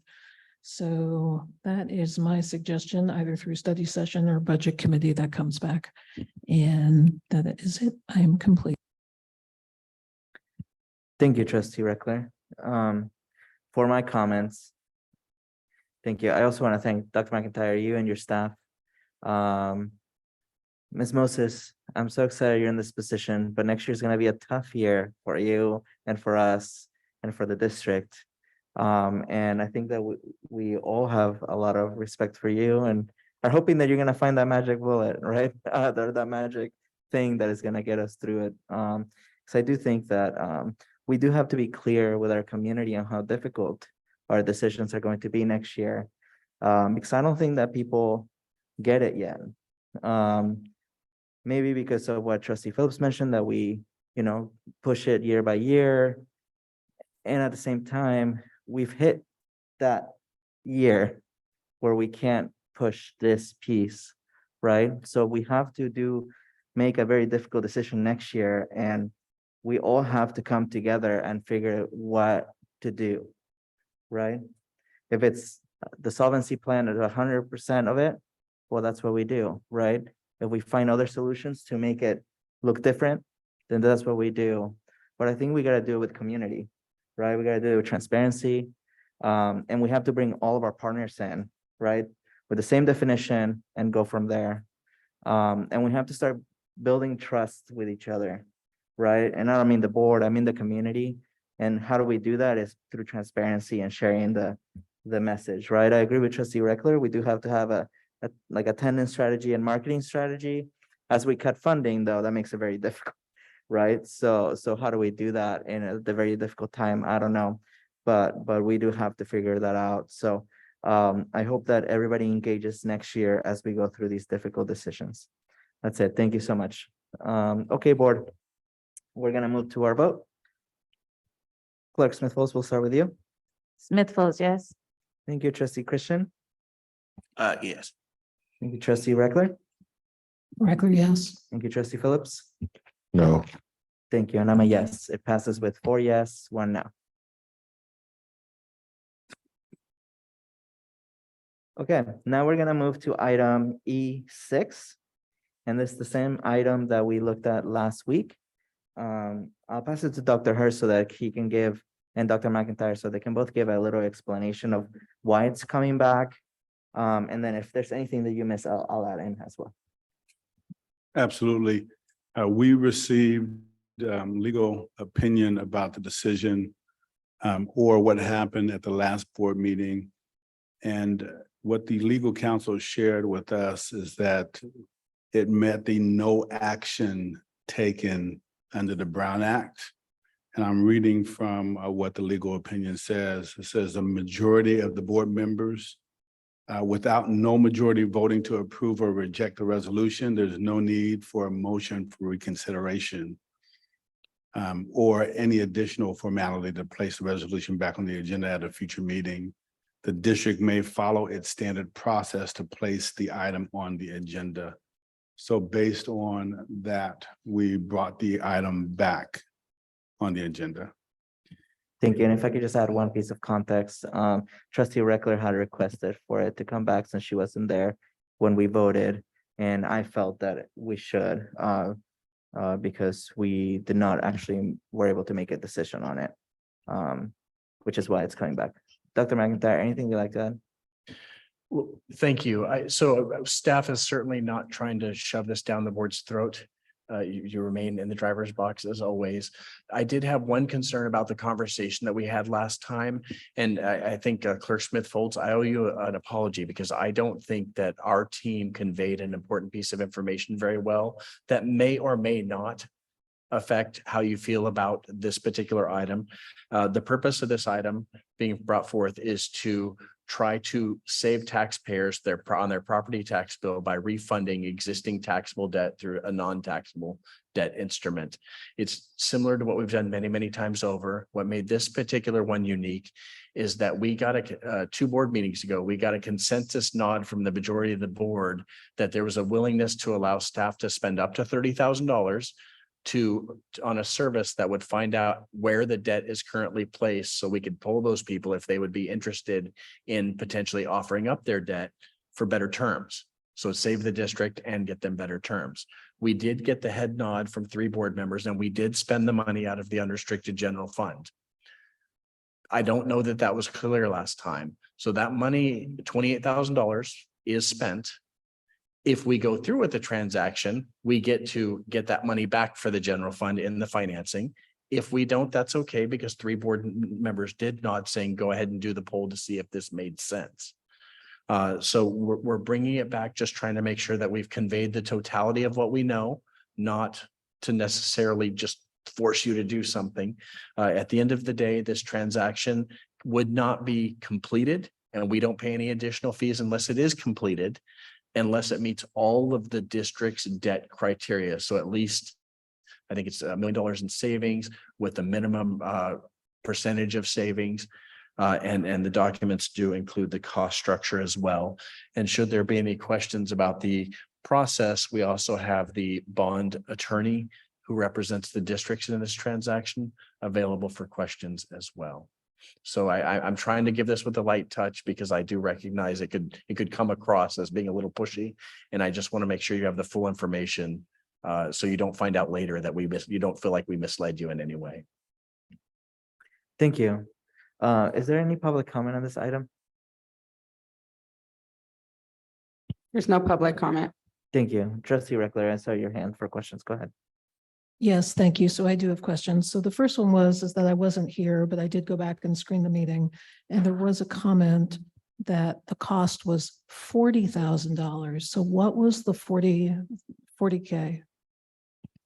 So when the finance team puts together the costing and they use high estimates, but the actual cost for doing that polling survey that the board authorized, we came to the board and said it wouldn't cost more than 30. The actual cost was 28. 28 is what we will pay, and 28, if we've financed, is what will be charged to the financing portion. It's not 40. That was just a high estimate that the finance team put on the line item itemized budget. Okay, thank you. So then now they went out and they went into the secret bondholder vault. Sorry. Sorry, accounting jokes. So bad. And they needed to find between 10 and 30% of bondholders. So did they meet that threshold of 10 to 30%? And for the people that they found, are these the type of people that would be likely to sell back? So the people who are declaring or declare it on their financial statements are insurance companies. Those people, very conservative, don't want to take on any water. But did they meet that threshold of 10 to 30%? And are those likely candidates? So the consensus from the finance team, when we had that very conversation before and after the last board meeting, was that they believe we're over the 15% number, which was the low threshold that was presented. But we won't know the exact number until the solicitation is made. And that's why it's really important to recognize that the board has a policy that says if we can't make a trigger, we don't proceed.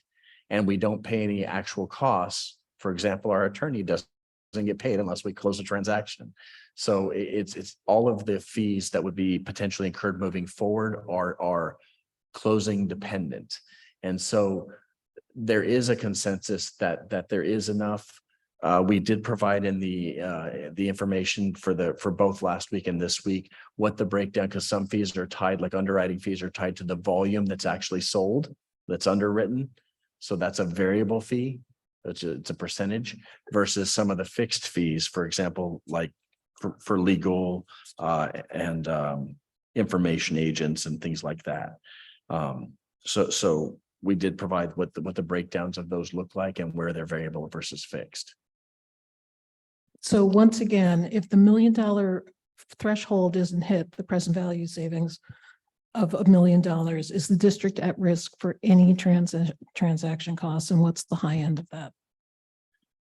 So the meeting the board requirement of the $1 million and the minimum percentage has to be post cost.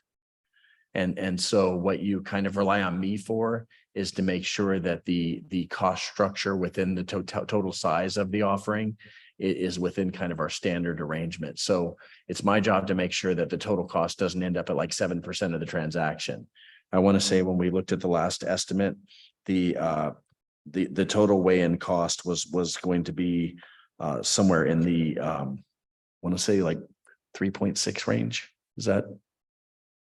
Oh, a little lower. Could you come up and share, please?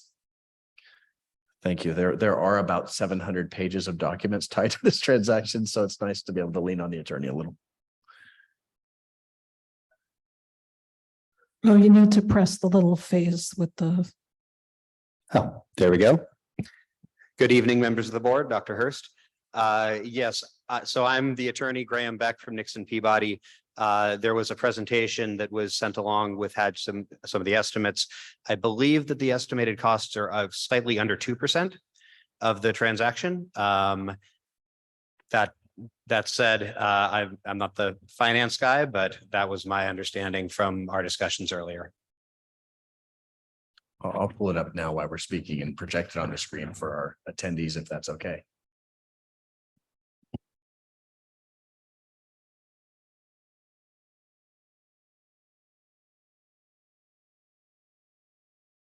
In the meantime, I'm happy to answer any other questions while I'm pulling this up if you like.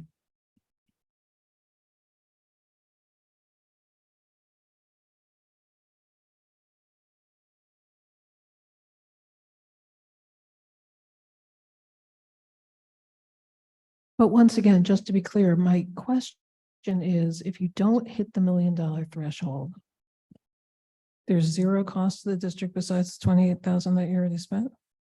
That is correct. Okay, so if nothing else pans out, if this is a flame out, we're on the hook for 28,000. We don't have to pay anything else for any other transaction costs or any of the legal work, the bond attorneys, anything else.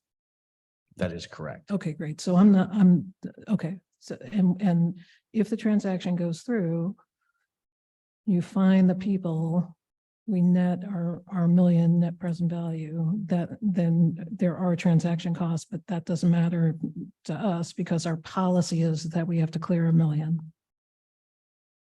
Well, it certainly matters from good governance perspective, but also we get our $28,000 back. Okay. Yeah, no, I agree with you. I just want to be clear on that. Thank you. Thank you. Clerk Smith Folds, and then I'll come back to you, Trustee Phillips. So Dr. McIntyre, correct me if I'm wrong.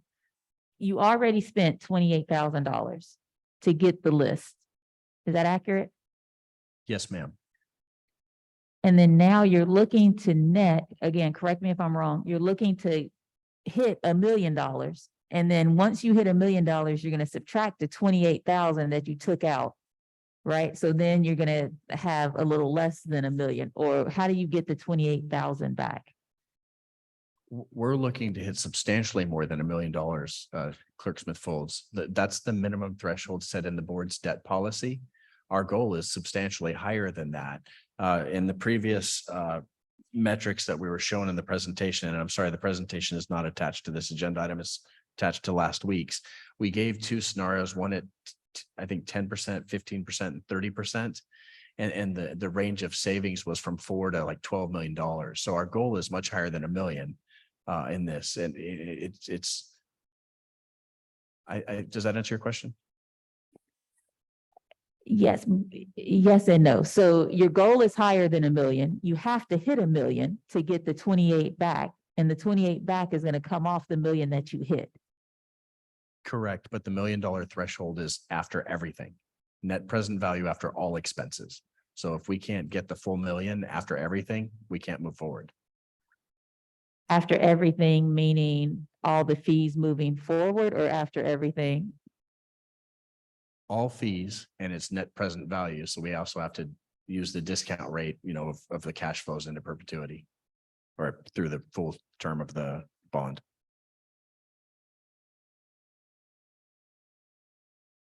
After everything. Okay, President Gonzalez, so I think that's my 3 questions. Thank you. Trustee Phillips?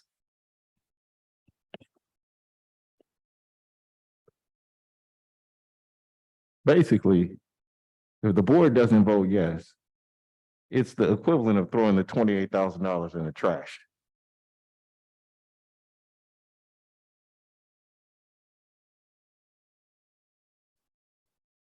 The board paid for a service, which it has received, in an effort to see if it made sense to save the taxpayers money. So you could categorize it many different ways. I think we're pursuing the board's existing debt policy. And this particular transaction type is unique because we're going from a taxable transaction to a non-taxable transaction. Dr. Hurst, can you answer that question? Simpler. It's the same question. Please don't count that as 2 questions, ma'am. I certainly rely on Dr. McIntyre's expertise, but when you asked the question, my head was shaking yes. Thank you very much.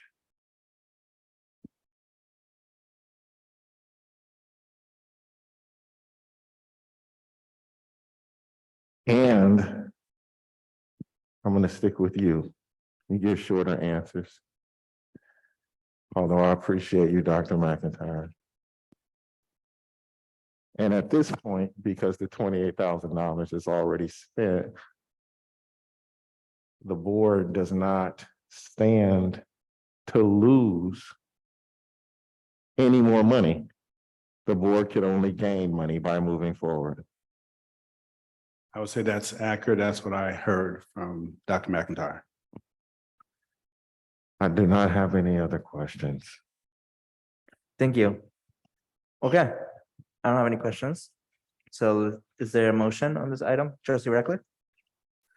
I'll move resolution 2223-83, authorizing the issuance and sale of its 2023 GEO bond, refunding bonds in aggregate principal amount not to exceed 375 million, authorizing the tender of certain prior bonds of the district and approving certain other matters related to said bonds. Are you seconding the motion? Oh, okay. I'll second that motion. Trustee Phillips? I'm not challenging the chair. Personally, I believe that this is improper to bring it back this way.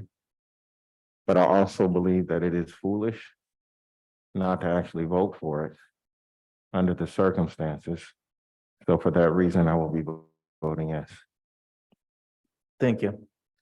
And just to clarify, I was just following legal counsel's advice on that. And our parliamentarian. Clerk Smith Folds.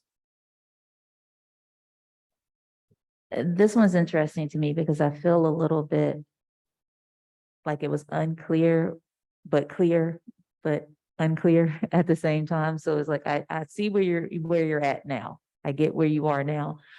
I think that the last board meeting, it was, I don't think I understood it to a degree to that the money was already spent. I think that, like I said, at the last board meeting, it's a gamble that I wasn't willing to take. But it seems like you had the direction of the board to go ahead and take that gamble. And now that the gamble has been taken, you need us to say, just run the ball all the way down the field. I think that's what I'm hearing at this point, because we cannot get the 28,000 back unless we run the ball all the way down the field. In the future, I would like to be more clear because we're in such a budget crisis. I need to be clear at all times, and I will do better making sure that I'm asking follow-up questions. I would ask that staff does better making sure that what we're saying is when we're saying it and how we're saying it. So I feel like there's no choice but to vote yes, but I'm glad that you took the gamble. It looks like you won on the gamble. So I look forward to seeing us recruit the 28 and more. I'm complete. Thank you. Okay, let's move to a vote. Clerk Smith Folds. Smith Folds, yes. Trustee Christian. Yes. Trustee Reckler. Reckler, yes. Trustee Phillips. Yes. And I'm a yes, it passed unanimously. Thank you, everyone. Okay. We're now moving to our discussion items. Thank you. We are moving straight to F3 since we tabled 1 and 2. This is the charter annual update. Dr. McIntyre, are you doing this item?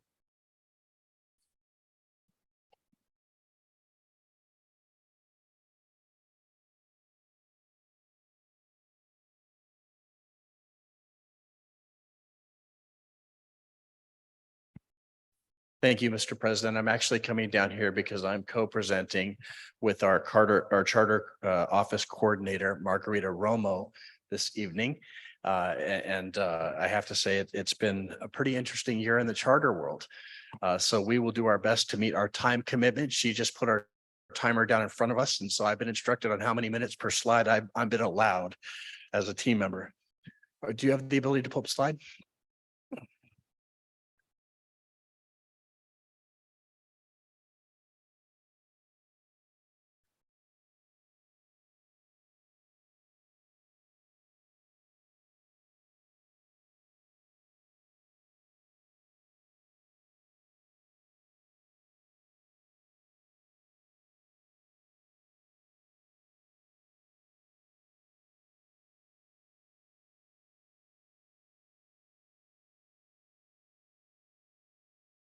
Wonderful. Thank you. If we can go ahead and go to slide 2, please.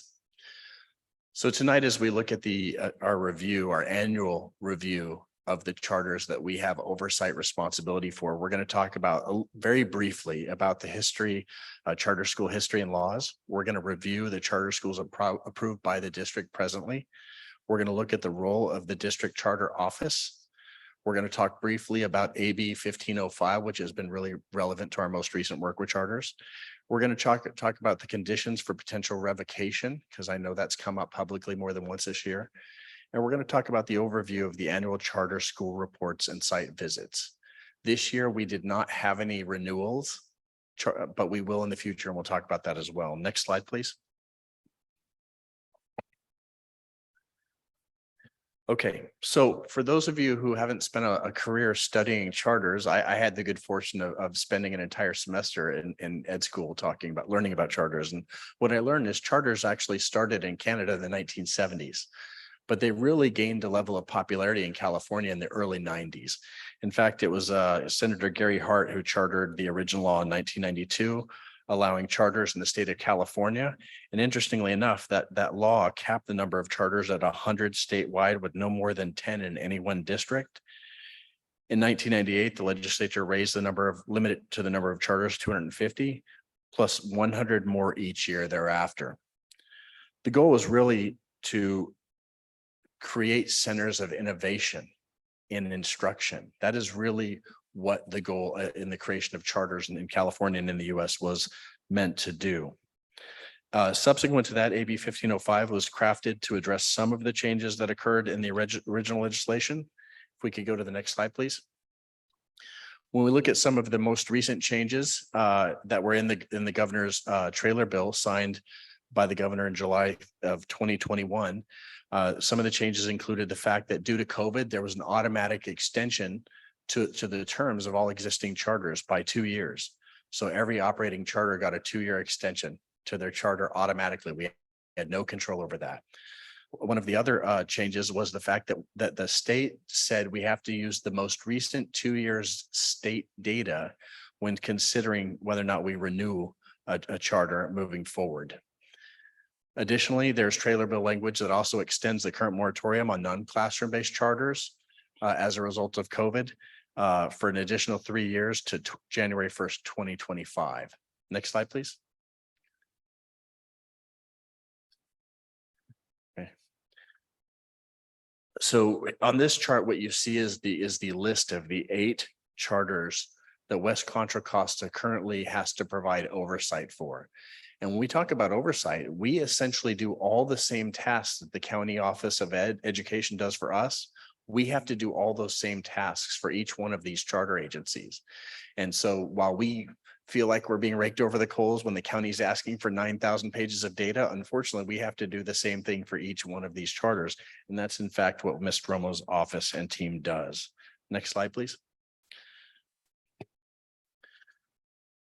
So one of the things that you'll notice both on the last slide and on this slide is the fact that law moving every charter's extension date out 2 years means that we have 2 charters coming up for renewal within the next 12 months. And so here you can see on the chart, the charters that have the most, the renewals that are coming up most current for us. So we'll be expecting to have further conversations in the spring about Leadership Public Schools and A Method Richmond Charter Academy. So just something to keep in the back of your mind. We'll be talking about renewal for those 2 charters. Next slide, please. Now, when it comes to oversight of charters, we don't just make it up as we go along. In fact, there are some really great tools and resources out there. And we use the financial crisis management and assistance teams. They provide guidance on doing oversight and review of charter school operations. And we use this third-party objective criteria because we want to make sure that when we're talking to one charter to the next each day, that we can demonstrate that we're treating them objectively using the same criteria. And so this is why we've adopted the FCMAT's guidelines for approval. And so some of the things that we're looking at when we do this is the starting place is actually the MOU between the district and the charter school. Now, one of the things we found is that we don't have current MOUs with several of the charter schools.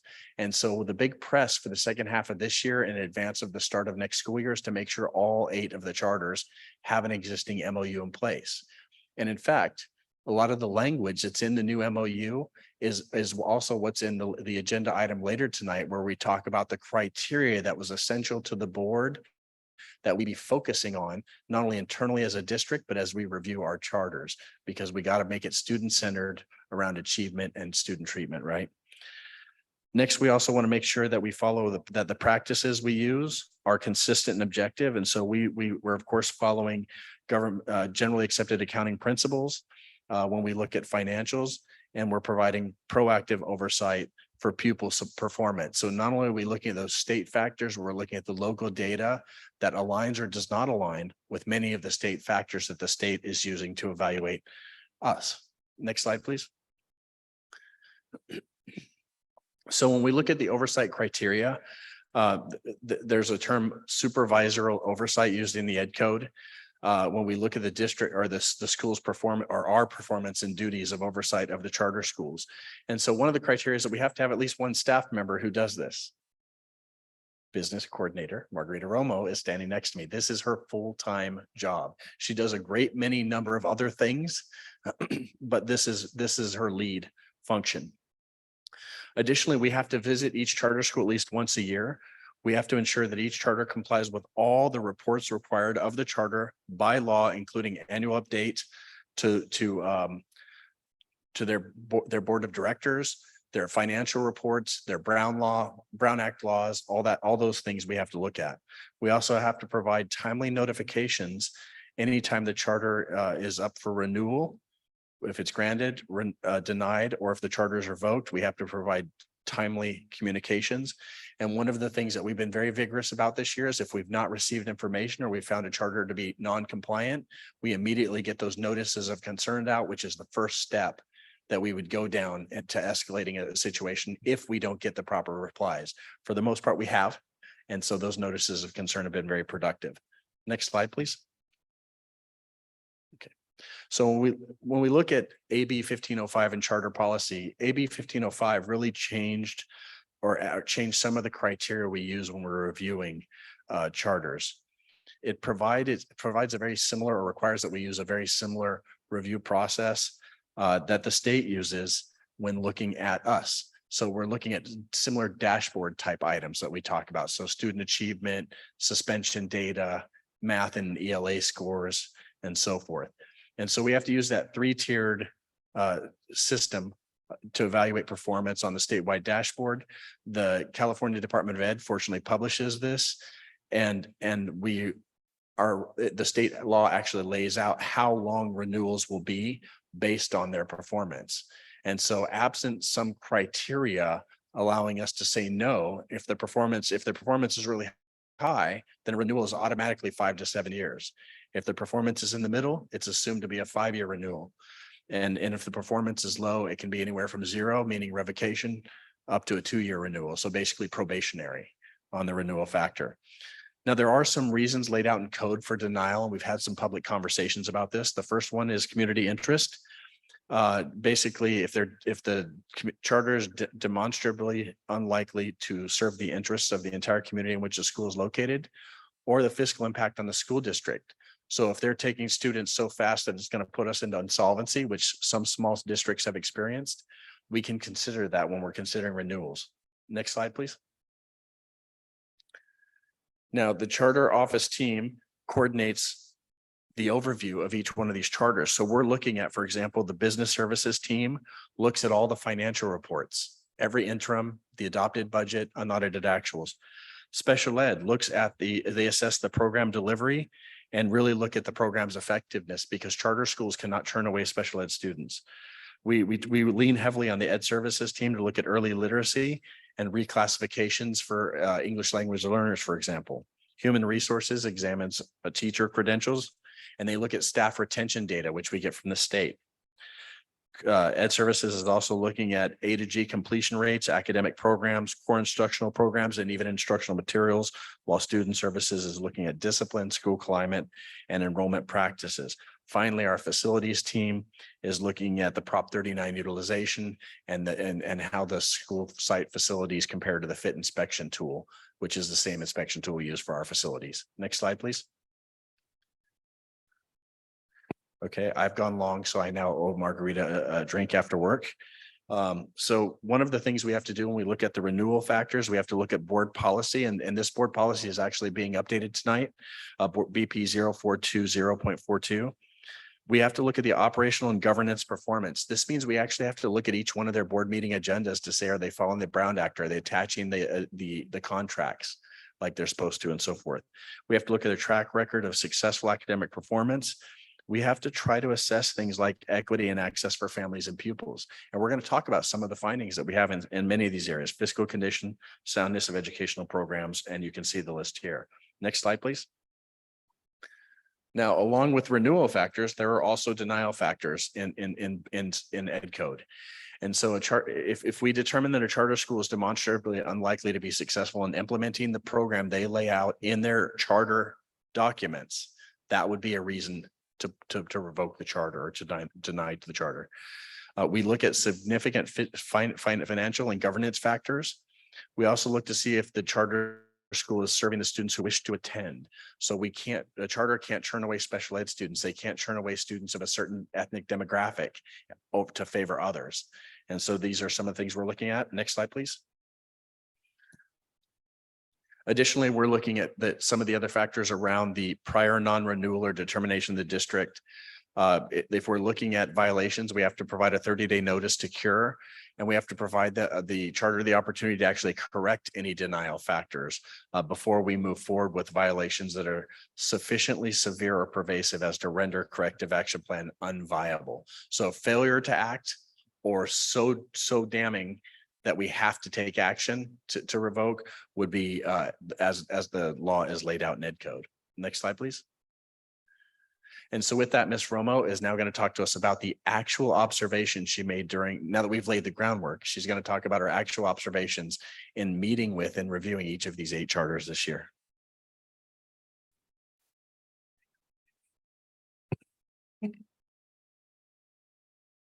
How's my volume? Thank you, Dr. McIntyre. Good evening, board and superintendent. My name is Margarita Romo. I don't know that I've presented in front of this board before, so I'd like to share with you that this week marks my sixth year working in the district in the business services department. And I am a product of our schools. I attended Mira Vista, Adams, and Middle College, so I'm glad to be here working in the community that I'm from. Today, I'll be going over the charter annual presentation and a lot of data from the 21-22 academic year. This data was pulled from DataQuest, from the CDE's website, and it was pulled within the last 3 months. A lot of this data is reflected what's in the annual report. Next slide, please. Actually, let's go to the previous slide. So I want to take a minute to read through the red text on this slide, just because I think it's very important. This report focuses on school performance data and enrollment from the 21-22 year.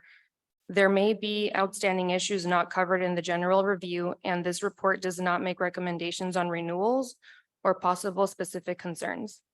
The board will be updated if any significant developments or information arise with a specific charter school. As Dr. McIntyre mentioned earlier in the presentation, we have had some issues with some schools over the year, and we've issued notices of concern to those schools. I want to take a moment to thank the charter schools for working with us. They've been responsive and proactive in resolving the issues that were noted. Next slide, please. The first slide that I want to look at is subgroups. So on the left, we see various subgroups. And on the top header, we can see our 8 charter schools, as well as data from our district and the state. I want to bring your attention to the English learners. We can see that Voices has the highest percentage of English learners, whereas Aspire CCPA has the lowest amount. This is worth noting because English learner status can impact student achievement and learning. Skipping down a bit, we see students with disabilities. The highest percentage was found at Aspire CCPA and the lowest was found at A Method BJE at 7.2%. Next slide, please.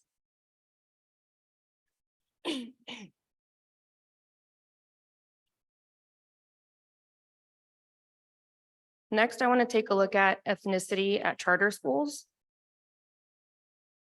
There is a lot on this slide, and as you may have noticed, the bold red circles highlight the largest percentages, and the finer circles highlight the lower percentages. Richmond College Prep has the highest percentage of African-American students, whereas Voices has the smallest. African-American students are not enrolling in charters and are leaving the district. This is a trend we've kind of noticed over the years. Leadership has the largest percentage of Hispanic or Latino students. And on the next slide, we have collected data to better compare data from charters to the district. Next slide, please.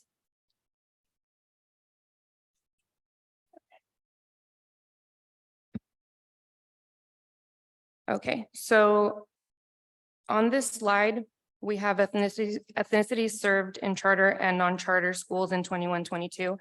And we can see that under the total enrollment column on the bottom right, we have total enrollment of 30,071. And jumping to the top line, we see that African-American students represent 8.5% of that total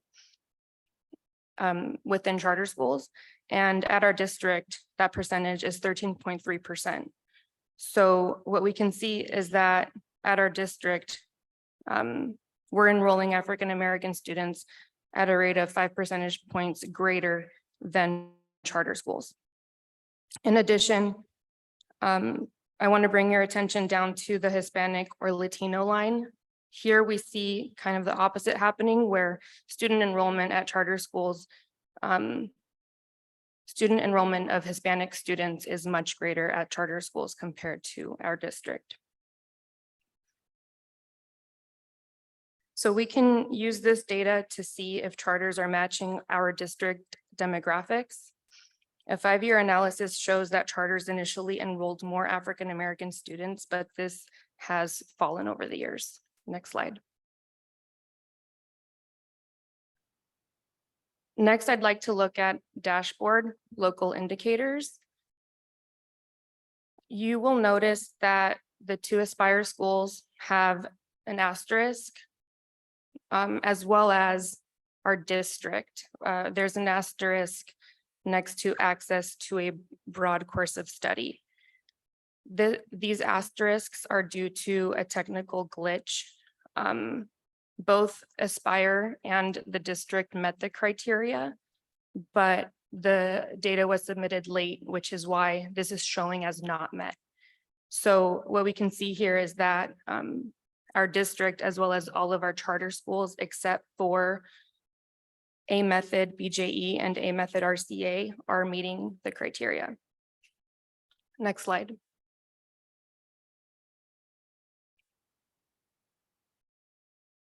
There is a lot on this dashboard covering all students. On the left, we see our schools, the district and the state.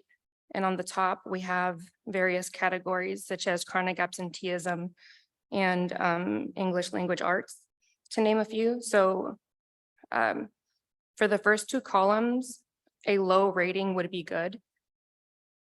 Whereas with the last 5 columns, a high rating would be good.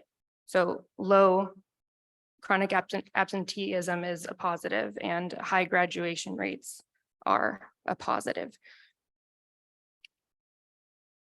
Next year, the schools will need to compare favorably toward the California average. And on this table, you can see who has and who has not met the mark. Next slide.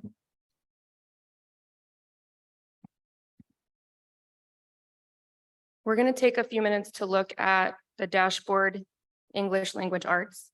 This is the first slide because all of the schools couldn't fit on one slide.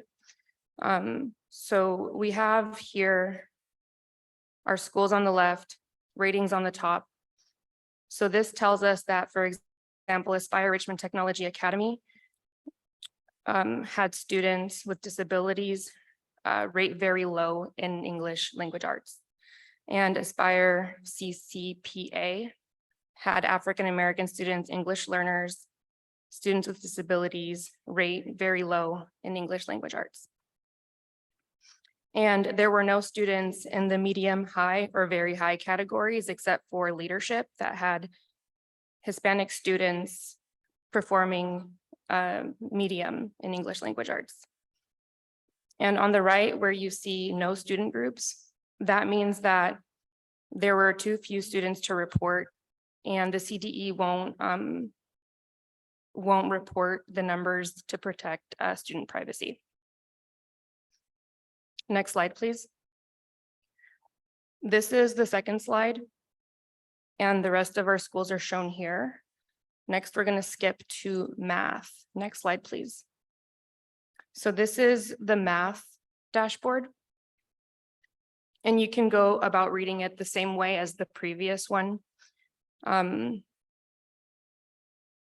example, Aspire Richmond Technology had students with disabilities perform very low in math. Next slide, please.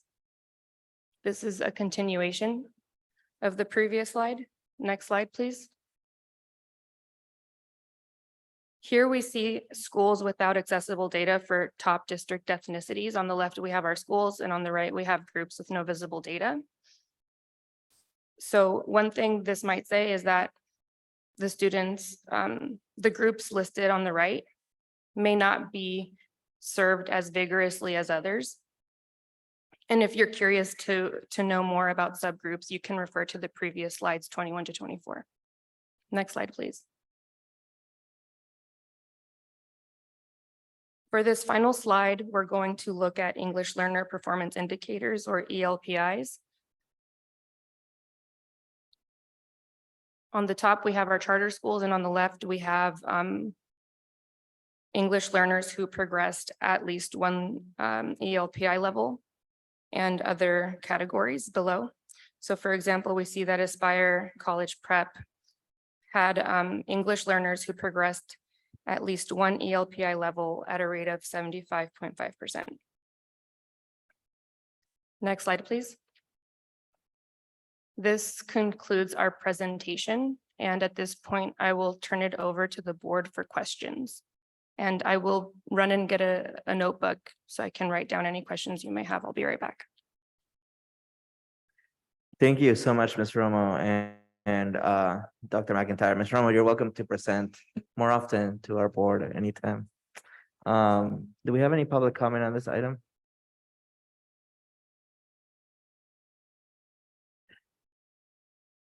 We have no public comment. Thank you. Board, does anyone want to start with questions? Trustee Phillips, sorry. Thank you for the presentation.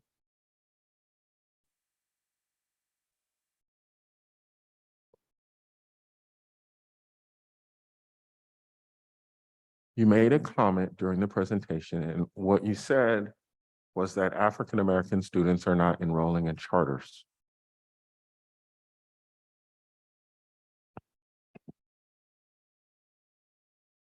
And I'd like you to unpack that a little bit. So is it that they're not enrolling in charters? Or is it that they're not applying to the charters? Or is it that they're applying and that they're not getting in? So can you, that statement that you made, because it could be any of those things, right? Or a combination of all. So can you unpack that statement? And if you can't, that's okay. But then my second question would be, can you go back and try to figure that out? This was actually a really great conversation that we were able to have, the two of us this year around this particular topic. What the data suggests is that the propensity of enrollment of African-American students in charters doesn't match the same statistical population we see within the school district. And so the kind of conversation where we had to lean is there's not really a mechanism in the regular inspection tool to suss that out. So we were trying to discuss what our follow-up steps would be to really try to answer what the driving characteristics are. Are African-American students choosing to apply at a lower frequency? Are they feeling welcome or not welcome? And that's why the populations are dwindling at a faster rate than they are for us locally as a district. So we do want to get to the bottom of that, because if you look at the data, for example, the Latino data has grown quite quickly over the last several years, while the African-American data has been dropping off. So the driving factor, is it access? Is it welcomeness? Is it culture? We need to get to the bottom of that, because all of our students need to feel safe and welcome at, whether it be at our schools or at our local charter schools. So we will have to come back with more information for you to really suss that out. That would be fantastic. I'd really appreciate that. And I did enjoy the presentation. I'll make some comments later. Thank you. Thank you, Trustee Phillips. Trustee Reckler? Thank you. Thank you for the presentation.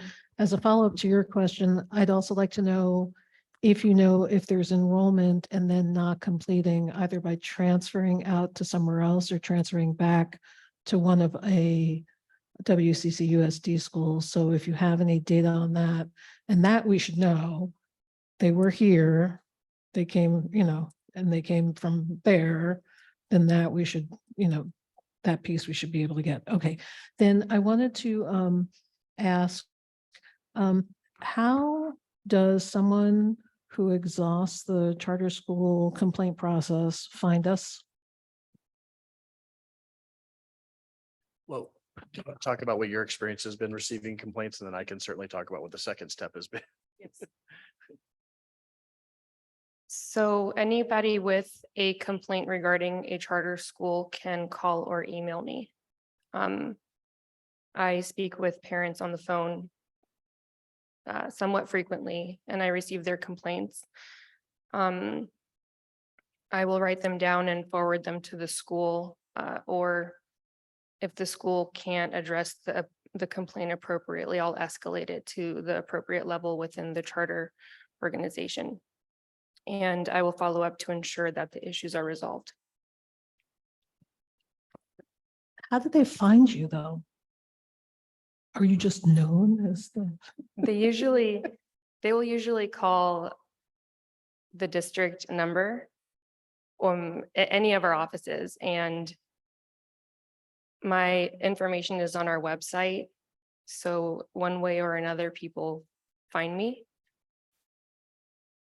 Okay, and then I wanted to unpack disability a little bit. So my understanding is, it's special ed disability. So my understanding has always been that disabilities that might be under speech or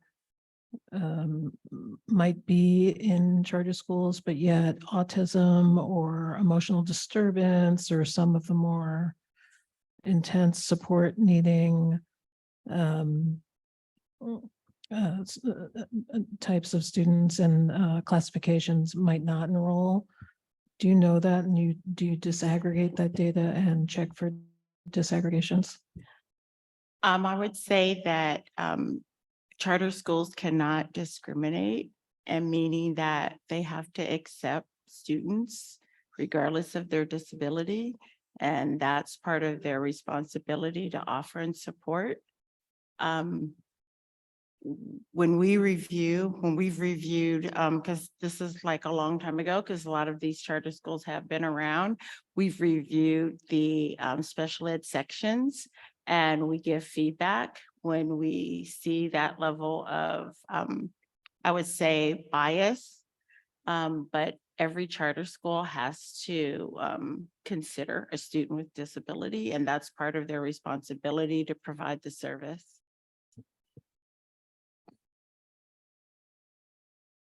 Am I done or do I have another? Oh, I only have two. I only asked two? You have one more. Oh, okay. Then I was wondering if we could get page 19 back up. It was the big not met page with all the red not met boxes. And if I could just understand that again. So is it true that all of those schools on the left really had not mets, and that was not due to a submission error? It was only the bottom line. Yes, that's correct. It was due to a glitch in the system. Okay, so that's due to, so all of this red is due to a glitch.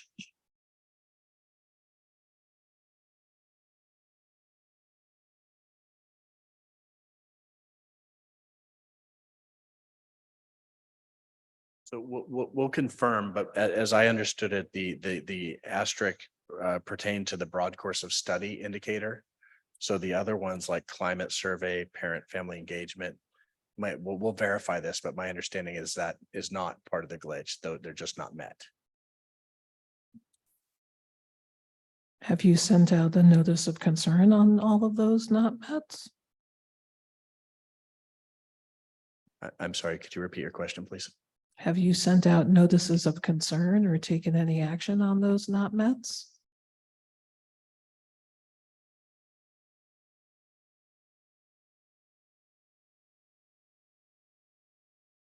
No, ma'am. Okay, thank you. Thank you. Clerk Smith Folds. Thank you to board members. You asked some of the questions that I had, but a question that I do have is what equity lens do we use as an oversight body when we're looking at the charter schools?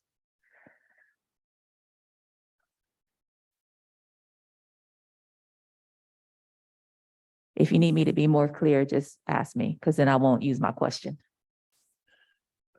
I believe I understand your question. I just want to make sure if Ms. Romo had a response that I didn't step in front of her, because she's really doing a great job tonight.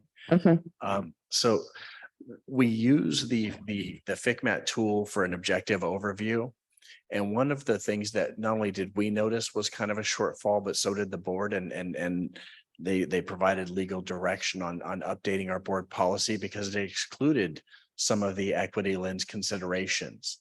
And so this is why when Ms. Romo and her team were going through and having the meetings and meeting at the school sites and looking at the data by subgroup, where we were starting to see concerns around, for example, demographic trends, it was really starting to raise some flags for us, because like the question remains, do African-American students feel safe and have true access, or is there something driving them away? Is there a preference for Latino students that's driving them in at the expense of other groups? I'm not accusing anybody of anything. These are questions that we need to look at to make sure that there's proper access and meeting the needs of each individual subgroup. So part of what we've done is we've brought forth a revision of the board policy that attempts to better address the equity, the lacking measure of equity in the process as we approve, renew, and review charters annually. So that has been a bit lacking. And I would say the FICMAT tool that we're using on its own, while it's an objective tool, really doesn't address equity in the ways that I think this board has been vigorous in doing. So I think from a governance perspective, there's probably an opportunity to share the tool and maybe even consider a board subgroup for revisions or additions to the tool. So that to ensure that as our team is getting out there, because it's not just Ms. Romo's coordinating the entire team, many of whom are cabinet members, to do this review. But she also provides the instructions on how to do the review. And I think so if we were able to share some of that, I think we could suss through some of the equity lens conversation in a more meaningful way across the charters than we currently are. I think there's room for growth and improvement. Thank you very much. My second question is, did I understand and please correct me if I'm wrong, did I understand that there are 30, how many students are in, well, let me ask it this way. How many WCC USD potential students are there in charter schools and in West Contra Costa? Approximately 6,000. Okay, so there's 6,000 students that would be in our WCC USD schools, if not but for the fact that they're in charter schools.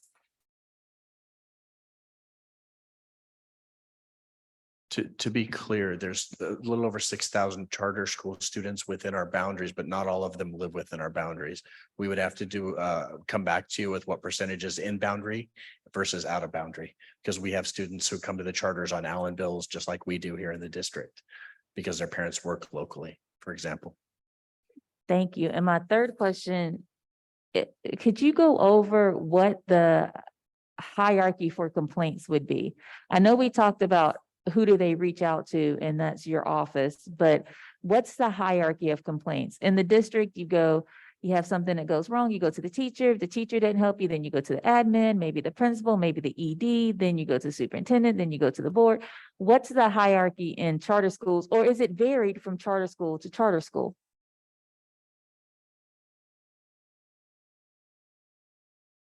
So part of the reason that we're pushing so hard for the MOUs, because the MOUs that we want to have in place for each of the charters does spell this out very distinctly. Many of the charters, the actual charter document do spell these out, but they're not uniform from organization to organization. However, I would say our experience has been that there's usually some attempt to resolve the issue locally. And we're talking about one school versus a system with many schools like we have here. So, you can't always guarantee that it'll start with a teacher. Sometimes it may start with a principal or other administrator, depending on what the driver of the situation is. But if it can't be handled locally, then almost universally, people find their way to Ms. Romo first. And I would say Ms. Romo's success rate has been pretty high in actually making sure complaints are resolved, because sheer dogged tenacity in my experience in working with her. And I would say the number of complaints that have come to me or come here, think to the board, because that's really what's going to happen. If we don't resolve them as staff, they come here. We've had 2 this year that have come to this board. 2. And they were both pretty serious allegations. And we have conferred with both of those families and given them a pathway forward, not only for the education of their student, but to address their issue, because both of them probably needed legal help. And so we helped make sure they understood what all of their options were for the benefit of their student, because at the end of the day, whether they're a student at West Contra Costa or a student we're providing oversight for, they're our kids and we got to look out for them. President Gonzalez-Hoy, I just have comments. I'm complete. Thank you, Clerk Smith-Foltz. I only have one question. 2 years ago, the charter committee passed, and then the board passed a oversight process, right, and handbook. Are we following that to fidelity currently?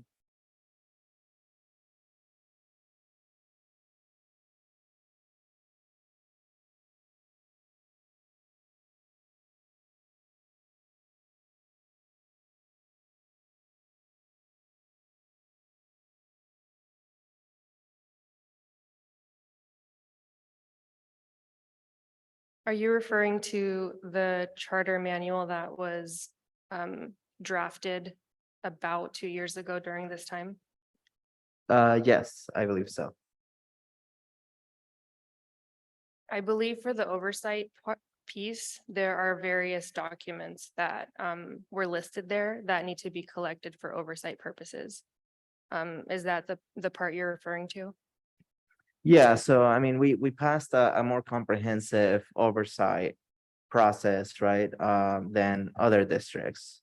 And I guess I'm wondering if we're following that currently, or are we just following the FIGMAC recommendations on oversight? We look at both. I would say that we're looking at both. Okay, thank you for that. Okay, board, we're gonna go with comments. Trustee Phillips, we'll start with you.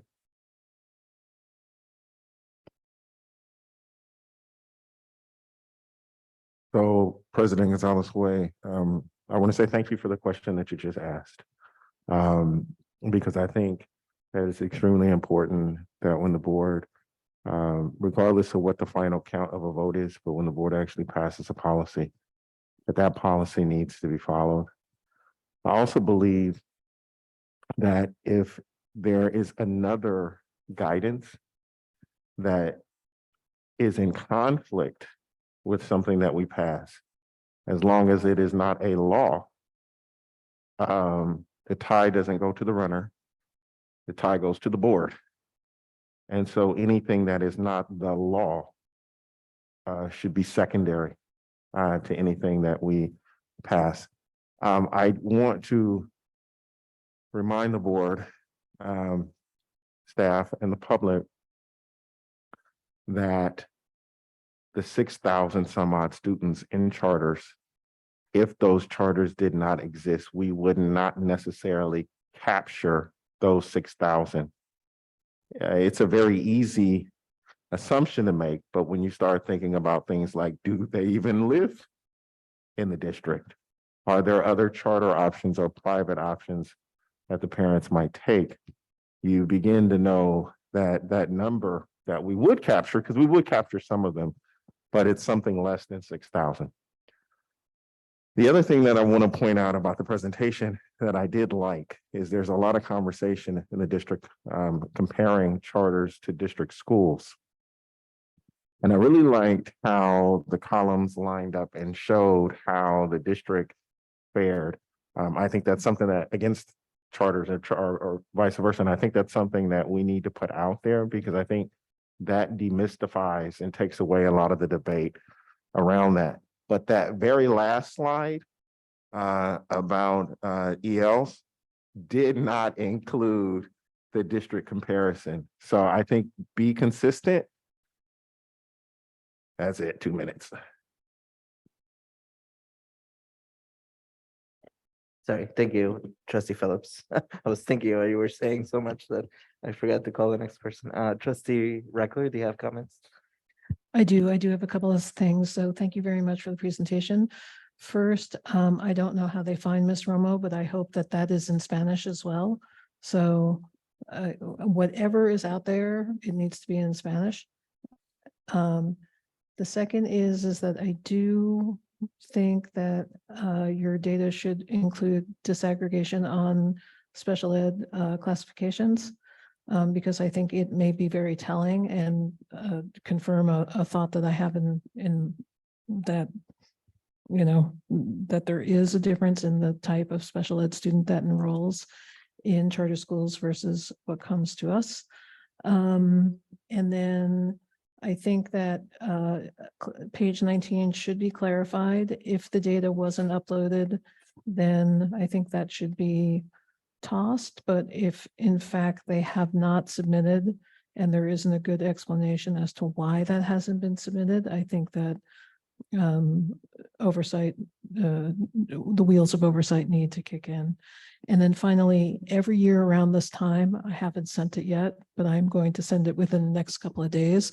I send Dr. Hurst a little file, a little picture from a slideshow, and it says at the conclusion of the year, immediately preceding the final year of the charter school term, the charter school authorizer may request and the CDE shall provide the following aggregate data reflecting pupil enrollment enrollment patterns at the charter school.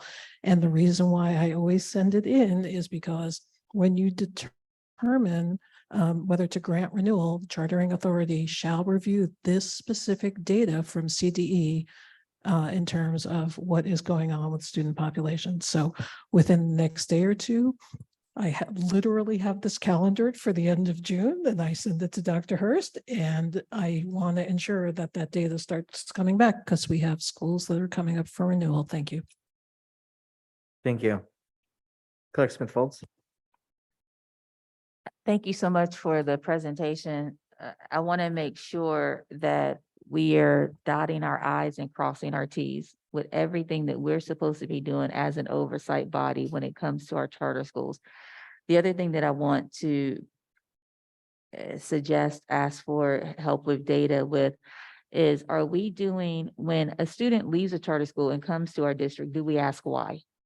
Why are you coming back? When a student leaves our district and goes to a charter school, are we asking why? If we can start gathering some of that data, then we can start making some real concerted effort to keeping our kids from leaving and then making sure that we keep them when they come back. So it's one of those things that, again, it's just a matter of setting those processes in place to where we are doing the exit and the entrance surveys or interviews or somehow collecting that data. It's disturbing to me that there are 0.90 African Americans at Voices. That's disturbing to me. It's disturbing to me that when we pull up the chart, there's a whole lot of things that have not been met, a lot of red. That's disturbing to me. It's disturbing to me that there is a narrative out there that the charter schools do more, give more than what our WCCUSD schools are doing, and that's not backed up in what we just saw. So if the goal was to provide innovation, my question is, how innovative are our charter schools? Or are they just better with PR? Are they just better with public relations? Are they just better coming in and grabbing our kids? So I would like us to really do deep dive work into that. And I would like to hear from the charter department more in our district, more than once a year. I would like them to come back more regularly to talk to the board. I'm complete. Thank you, Clerk Smith Folds. So I agree with everything the board has said. I mean, I would love to get more data, Ms. Romo and Dr. McIntyre, Ms. Moses, next year, just around the students. And really, Ms. Chamberlain, you're in the back, and I know you actually handle this piece too.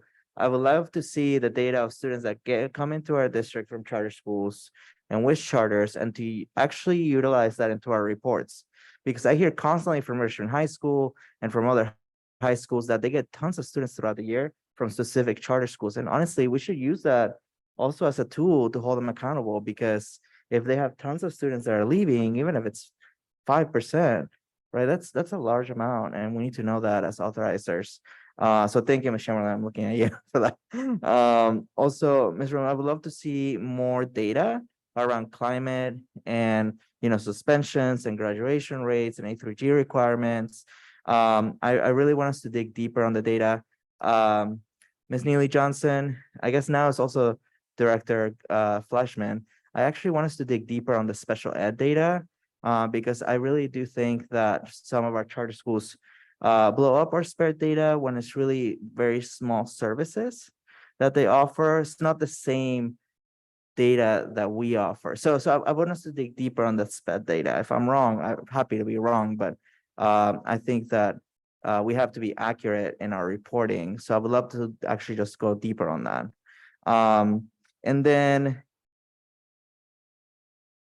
I was also alarmed with the numbers for Aspire, for English language learners and foster and homeless youth. That is pretty alarming to me, that they have, such small amount of individuals in those areas, students in those areas, and of course, our African-American numbers really in a lot of our charter schools, especially Voices. So thank you. That's it. Okay. I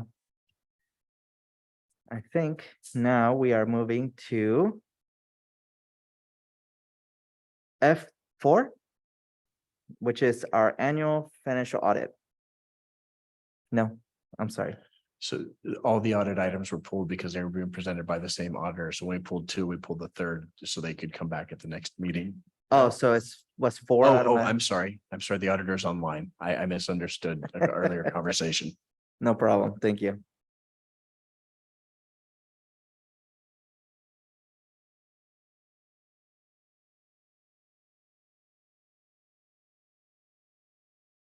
So tonight we have with us representative, our auditor from Christie White and Associates to present the independent audit report for West Contra Costa's financial position, which includes not only our finances, but our internal controls. It reviews both federal and state compliance, and this is for the fiscal year ending June 30th, 2022. This is the 21-22 audit report for the district. It has been posted on the website. It's been sent to the state and the county to meet all the regular compliance requirements. And tonight we have with us our audit partner, Mr. Michael Ash. Good evening. Can you hear me okay? Perfect. Thank you. I do have a presentation to present. I'm not sure if it would be best. Am I able to share my screen or will it be put up? I can't. Okay. Perfect.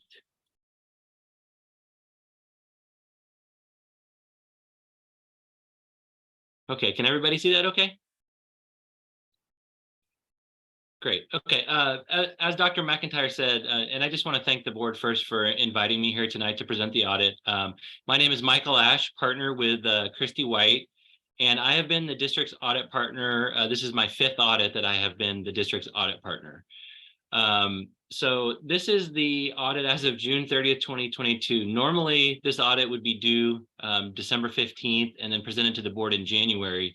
Unfortunately, the district had to file extensions for the audit this year. The primary reason for that was the district has other post-employment benefits actuarial study that was delayed. But even without that, the district would not have been able to complete the audit by December 15th. We are still waiting on quite a bit of open items. It might not have gone all the way into April, but it definitely would have still needed an audit extension. So that's one negative thing for sure, because this audit is not, it's not timely now, right? I mean, we're presenting a 2022 audit and you're getting ready to move into 23-24. So some of this information that's included in this audit is almost 2 years old. So I'm just going to go through, I have a few slides and I'm going to talk about a little bit of good and a little bit of bad from the audit from June 30th, 2022. So for the audit report, I always like to share this slide because there's some confusion sometimes under what's the district's responsibility and what's the auditor's responsibility. So I think most people know that the district's responsible for the effective internal controls and to prepare and manage the budget. The one that gets people is the financial statements themselves. So you see Christie White's letterhead throughout the report, but these are actually the district's financial statements. So these are West Contra Costa Unified's financial statements. Now we help the district in putting together everything because as you've probably seen, if you've read the report, it's super long. I mean, it's 117 pages and everything that's in that report has to be in that report. And so we help the district, we take their information, we compile it, and we help them put the schedules together. But they are the district's financial statements that they take responsibility for. Now, the thing that's our responsibility is the auditor's opinions.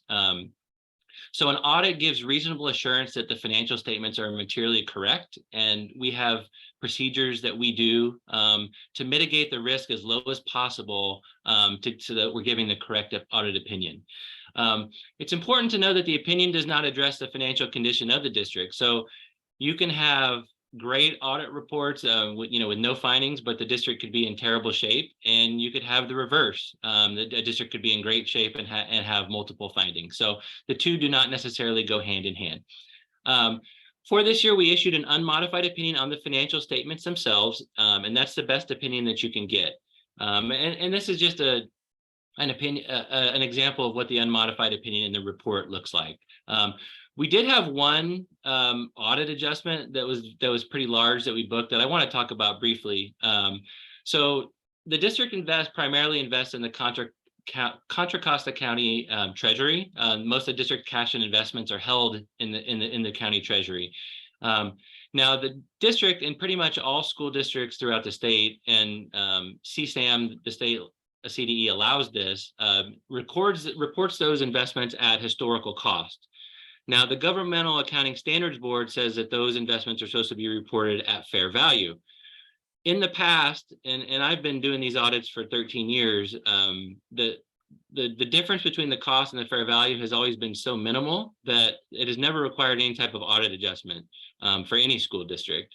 In 2022, because of the stock market crash and because how bad the markets were at that time, there was about a 1% difference between the cost and the fair value.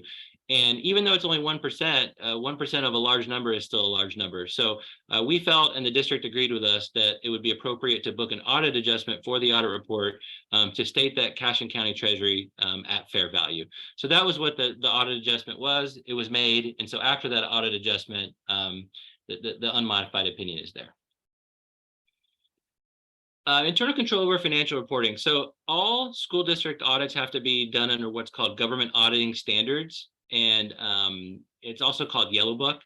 And what that means is if we come across anything that we deem to be a significant deficiency or a material weakness over financial reporting, it gets reported in what's called an audit finding.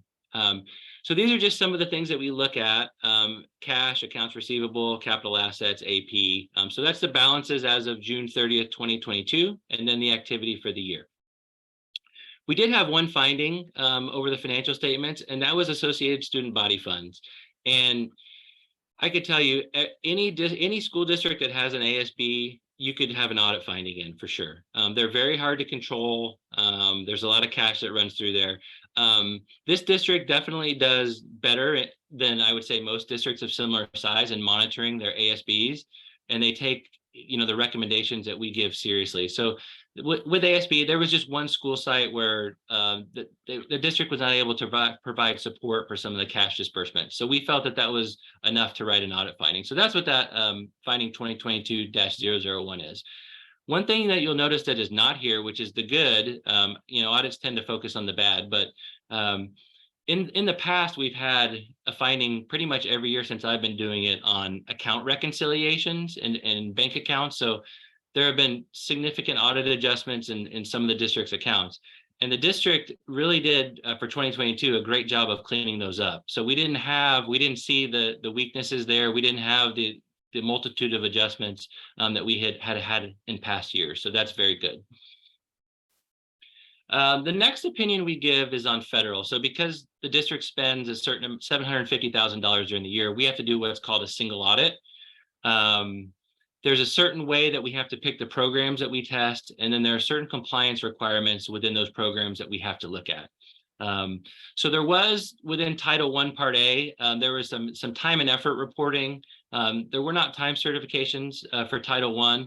And I just want to say, I know this is Dr. McIntyre. This was one of the first conversations that I ever had with him. And I know he has implemented going forward a much better time and effort reporting process within the district. So I would be very surprised. We haven't done our 2023 interim audit work, any federal work, but I would be surprised if this carries forward into next year, because I know from speaking to Dr. McIntyre that the district has implemented processes to ensure that this won't happen again.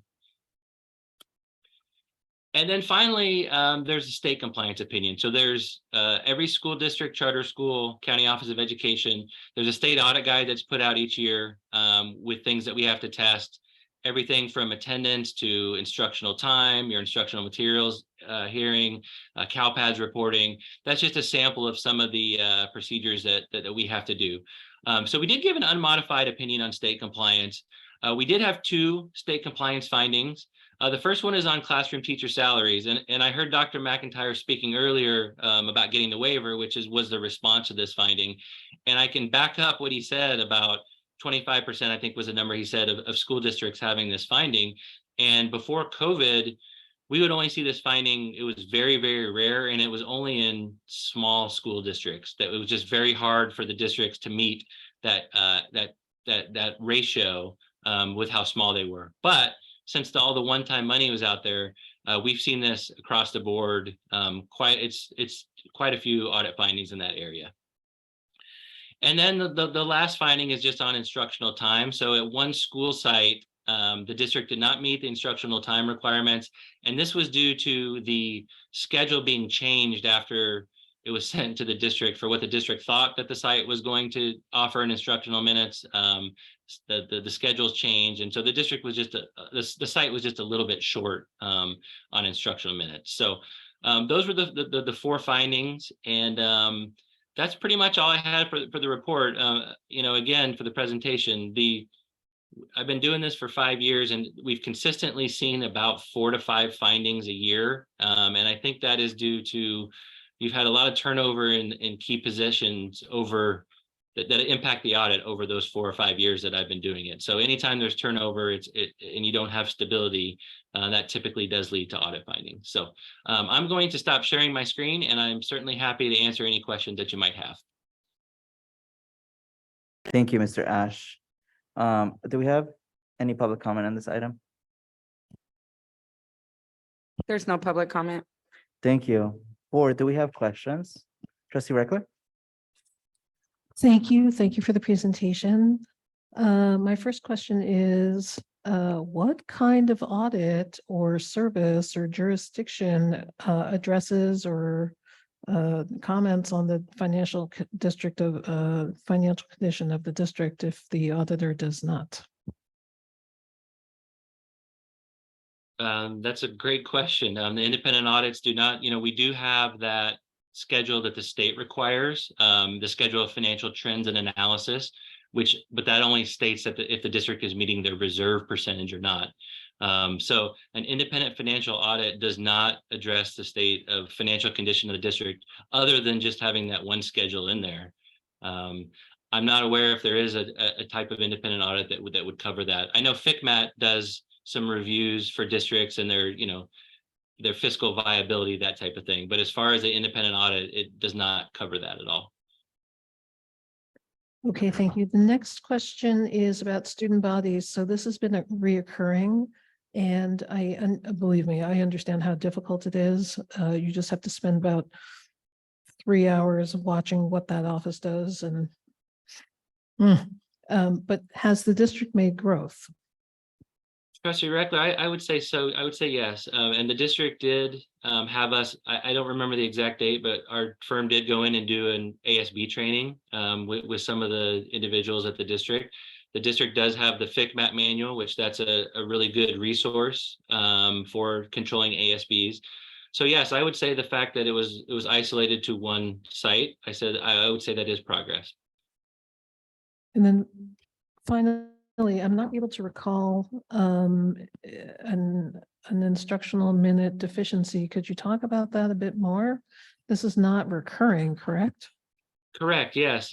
Every grade level has a certain amount of instructional minutes that they have to meet. And there was one school site that the district, I believe that the bell schedule changed after the approved minutes and after the district saw it. And so it was just a little bit short. It wasn't a large amount short of the required minutes, but it was a little bit short of the required minutes for that grade span.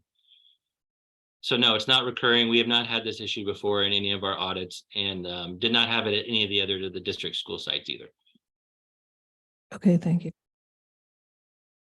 Thank you. Does anyone have any questions? Clerk Smith Foltz? Thank you so much for the presentation. I do have a question. How do you suggest, or how have you suggested to the district that we don't have any more delays in audit material coming toward your office or wherever they're supposed to go? Sure. I mean, it's, unfortunately, these audits are getting larger and not smaller, and we're having to request more and more items. But it's just, we post an items requested list very early in the process. We have it for all the sites, which we've already done quite a bit of that work for 22-23, the site attendance testing. And that group is very good about uploading the documentation. For the interim and the year-end piece of the audit, I just believe that there was some turnover in the district in key positions, and Sunja Cha was having to upload quite a bit of information herself, just because others in the district were getting pulled in different directions. So the information is there in plenty of time. I would just suggest that the district, as soon as they can, start uploading the information sooner rather than later, rather than waiting till even when we have the week scheduled for the actual audit, and that will help speed up the process. Thank you. My second question is this the audit that's supposed to go in front of the CBOC, or is that different?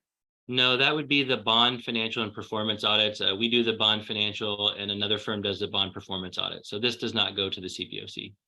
Thank you so much. Those are all of my questions. I do have a comment, President Gonzalez Hoy. Okay, thank you. Let's move to comments then. Clerkman Fultz, you can start. Thank you so much. Dr. Hurst, as a former leadership teacher, there's a lot of money that passes through the ASB. So training is very important. They house money for clubs, they house money for boosters, they house money for fundraising. So the more that the leadership teacher is trained and the more training she can give to the students and the more that the cashier is trained, the more that we will make sure that our ASB funds are, the oversight is clean. The other thing is,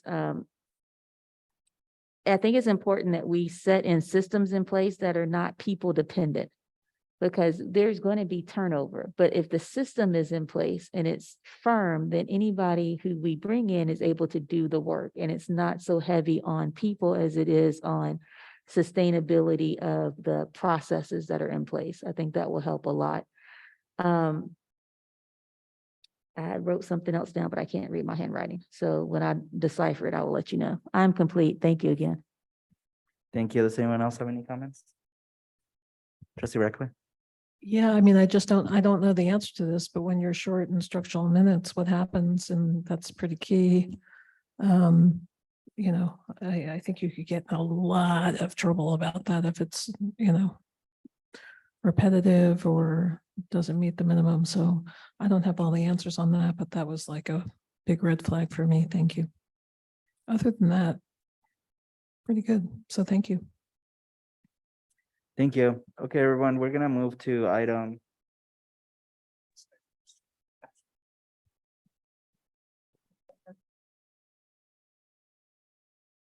Dr. McIntyre, would you mind emailing Trustee Reckler? You can CC the full board on the answer to that question. Thank you. President Gonzalez Hoy, I'm sorry. I remembered what I wrote. Can I ask, or can I add it to a small comment? It takes like 2 seconds. Sure. Dr. Hurst, could you email me the names or email the board the names of the schools that were under the 2 findings? One was an ASB finding and one was the instructional minute finding. That's it. I'm complete. Thank you. Thank you. Okay. We're moving to our last discussion item, which is the first reading of a revised board policy for charter oversight. Dr. McIntyre, Ms. Romo, I believe this is your item.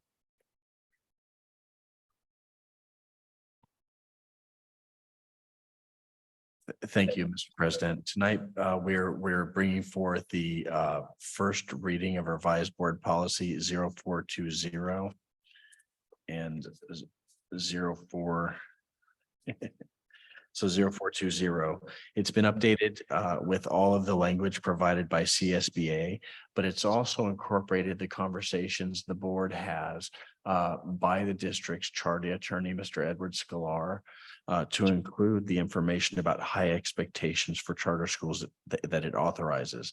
The expectations that have been added as part of the ongoing dialogue with the board includes achieving the pupil outcomes promised in the charter petition. Charters make a lot of promises when they try to open up, and so we need to hold them to those promises. Recruiting, admitting, and continuously enrolling all students who wish to attend the school. I think that's been part of the conversation tonight, so digging deeper in that area. Operating with equity and access for families and pupils.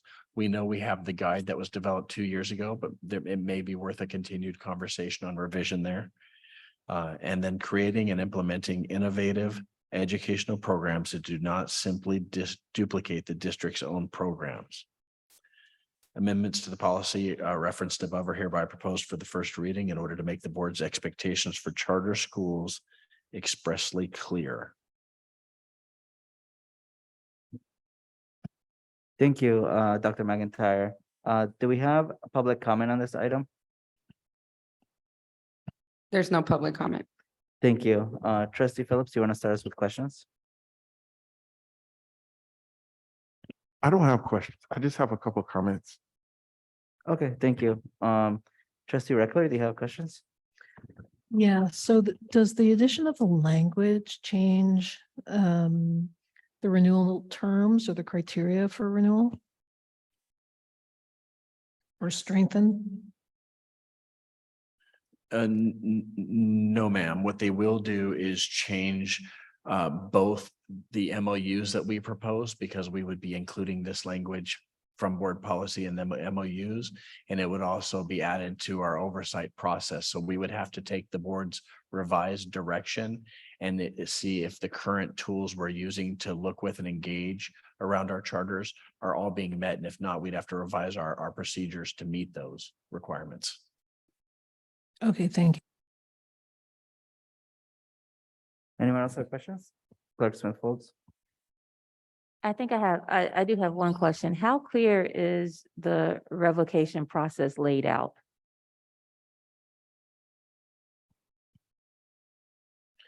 So the revocation process as laid out in law, has the four criteria as we've discussed previously. And the criteria are relatively clear, but where the rubber meets the road when it comes time to take action and a charter agency's willingness to accept that action without suing us are two very different questions. So the law is clear. We need to look for certain triggers, certain criteria. Some are just on the face of them qualify, and some require a lot of data for us to assert a position. So I think the law is clear, but I think it's pretty rare to see a charter go down without a fight if it comes to that. Are we clear with what we want? Are we clear with our policies that this is what you have to do to stay a charter in our district, for lack of a better word? Or how clear are we with our policy and with our bullet points, right? You have to do this, you have to do this, you have to do this, you have to do that within the law that's created. How clear are we? How laid out is it that we make it clear that this is what we expect from our charter schools that are in our district? That's a great question. In fact, it's that question that's driving this change, because I think there has been a gap between what we want to see happening with the charters that we're providing oversight for in our community and what we've been asking of them. And so this is the start of the process where the board identified a gap in a prior conversation, said we need to fix it. Now we're bringing forth the policy that needs to be the North Star for all the district staff's work moving forward and how we engage. And that's why I wanted to be clear. I do believe that what's written in here is going to require us to revise some of our procedures to meet that expectation and close that gap. My final question is, will this board policy be the tool used to set forth MOUs with our charter schools? Does that make sense? We will incorporate the new guidance in the MOUs. Thank you, President Gonzalez-Hoy. I'm complete with my questions. I just have comments. Thank you. Let's move to comments. We'll start with Trustee Phillips. Thank you. I have a couple of concerns with what I'm hearing. And so I'll start with the easy one. The language around recruiting and admitting all of the students that want to attend. Although I understand where that comes from, that is dangerous. The recruiting part, not so much. The admitting part is extremely dangerous. If we pass something that says that they have to admit everyone who wants to attend, and they have a waiting list with 250 kids, and they say, I agree. And they say, give us more facilities so we can do that, that might come back and bite us in the rear. So I don't think that we want, although I understand the spirit of it, I think the part about recruiting, I think that's important to make sure that everyone feels welcomed and can apply if they want to, and that their applications are given the proper consideration. But I think as far as the admission part is concerned, so we're not trying to grow their attendance, right? So I think where the admission part is concerned, I think what we should be saying is that the seats that you currently have will be equitably distributed because they're not right now. And I think that's what we're really trying to do, not grow their attendance, which that language would do, actually. The second part that I'm concerned about, and I'm not quite so sure about how to deal with it as I am with the first part, is the idea around the promises. A lot of what we do in public education is aspirational. And so we don't want to create a situation where I'm going to run out of time to say this. So I don't know, maybe I think it's important. So I don't know, maybe I'll email it to the superintendent or something. Yeah, if you wouldn't mind emailing it to the superintendent, maybe seeing the full board, as long as we don't respond, I would love to hear what you had to say. It'll just be this second part I didn't get to address. Yeah. Anyone else's comments? Clerk Smith Foltz? I think it's imperative that we come into full alignment and agreement and focus on what we want to see at our charter schools. And we need to not only have a vision, but we need to have an accountability if it's not met. And the accountability needs to have some bite to it. It really needs to have a full stop. Like, you didn't do it, full stop. You have to do this, full stop. I think that if you continue to reward bad behavior, you will continue to get bad behavior. It's been years and years and years, and we're seeing that the numbers aren't changing. Our charter schools are not progressing at a level to where we think that they should. And I think that's just something that we need to actually have that conversation about. And I think changing policy to accurately reflect what we as a board want is a good step. I'm complete. Thank you. For me, I totally agree with what Trustee Phillips was talking about, the admitting of students. If we could reword that for the next reading, I agree. I think the intention was what he was talking about. So if we could reword that'd be great. Charter schools started, as Dr. McIntyre mentioned, Ms. Romo, as innovation hubs, right? This promise of innovation. And then it became, we can do better than the district that you currently are enrolled. So I do believe we have to hold them to higher expectations, right? Because their promise, whether we're in their charter or not, is that they can do better than us, right? I think that we can do better ourselves, right? It's not a question really about us, because we always get that from charters. Well, we're doing better than WCC. Well, yes, you should do better than WCCUSD, right? Because that's been the promise that you made to the community to open your school, right? So I do 100% believe the expectations should be higher, because otherwise students should be in our schools and we should hold them to our standards, right? So I do appreciate that we're heading in this direction with our charter policy. Of course, I want us to raise our own expectations of our own schools as well. But I do think that as overseers of this group of 8 charters, and we have obviously more in our district, don't count for us, but we should all hold them to a higher standard on their enrollment, academics, right? Equitable enrollment, etc. So thank you, staff, for that. And Mr. Phillips, I look forward to seeing what else you have to say so that we are ready for the second reading in July.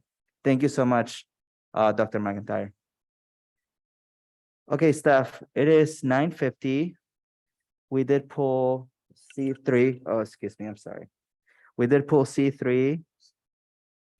I'm sorry, C13. I was just doing what Trustee Phillips did earlier. C13, the contracts. So Mr. Phillips, you pulled this item. Do you want to? Sure. Sure. Dr. McIntyre is very similar to the last meeting. There's not a specific issue that I have. It's just the dollar amount is collectively over $1 million. with everything that's going on, I think it would be good to have a public explanation before the vote. Thank you. With your permission, Mr. President. So correct, Mr. Phillips, the item for contracts on the consent agenda spans multiple funding sources, including LCAP, local control and accountability, site-based funding, central-based funding. We have a lot of, those are relatively small expenditures. We have a lot of expenditures in the Expanded Learning Opportunity Program, Title I, ESSER 3, and the Community Schools Grant. The vast majority of what you're seeing here this evening is devoted to and committed for summer school. So bringing those summer bridge and summer school additional hour support programs to bear for the benefit of our students this summer. Some of the other contracts around community schools include bringing, for example, Bay Area Community Resources around the health and socioeconomic programs we're offering to students around the district, expanding those programs to school sites that are now getting the Community Schools Grant. And so really expanding some of those wraparound services, not only within the current year, but future year looking. Also within this particular packet includes the reopening of the vendors who have successful evaluations from the end users, meaning they were able to validate what was in their vetting form and demonstrate that they met the metrics that were in their vetting form. Not only the vendors supplying information, but also being verified and validated by the contract initiator. So we've also within this opened up the vendors for direct services and indirect services for next year within this item as well. The goal is to help the school sites open up with everything they need on the first day of school, of course. Thank you. Thank you. Are there any questions? Okay, I'm gonna make a motion that we approve. Oh, I'm sorry, Clerk Smith-Folds. You did not raise that hand fast enough. Go ahead. Sorry about that. Dr. McIntyre, we were going to get a list of all contracts that were used on that buffet, and we were going to get a kind of summary of how well they did. Is that going to come in a presentation, or is that going to come in an email? How is that going to come back to the board? Or is this it coming back now? No, okay. Great question. Thank you for following up. I definitely appreciate the partnership the board has given in this area and the explicit direction. No, we felt like this was one of those items that there really should be a conversation around. So the goal was to bring an actual, the booklet back with the evaluations, with a summary, with a narrative, with a presentation. So that way the board had the time to hear, digest, read on their own, and ask specific questions and have the actual purchasing team here, almost like a mini study session. I don't think we need an hour or two, but I think a good solid 30 minutes to cover an item like that at the level that the board has been kind of asking for was our goal. And my hope was that the team would have it ready either for the July or 1st August board meeting. Thank you so much, President Gonzalez-Hoy. I'm complete. Thank you. I'll make a motion that we approved item C13. Reckler will second. Thank you. Are there any comments? Okay, let's move to a vote. Clerk Smith-Folds, we'll start with you. Smith-Folds, yes. Trustee Philip, I'm so sorry, Trustee Christian. Thank you. Sorry, you want to do it again? It's off.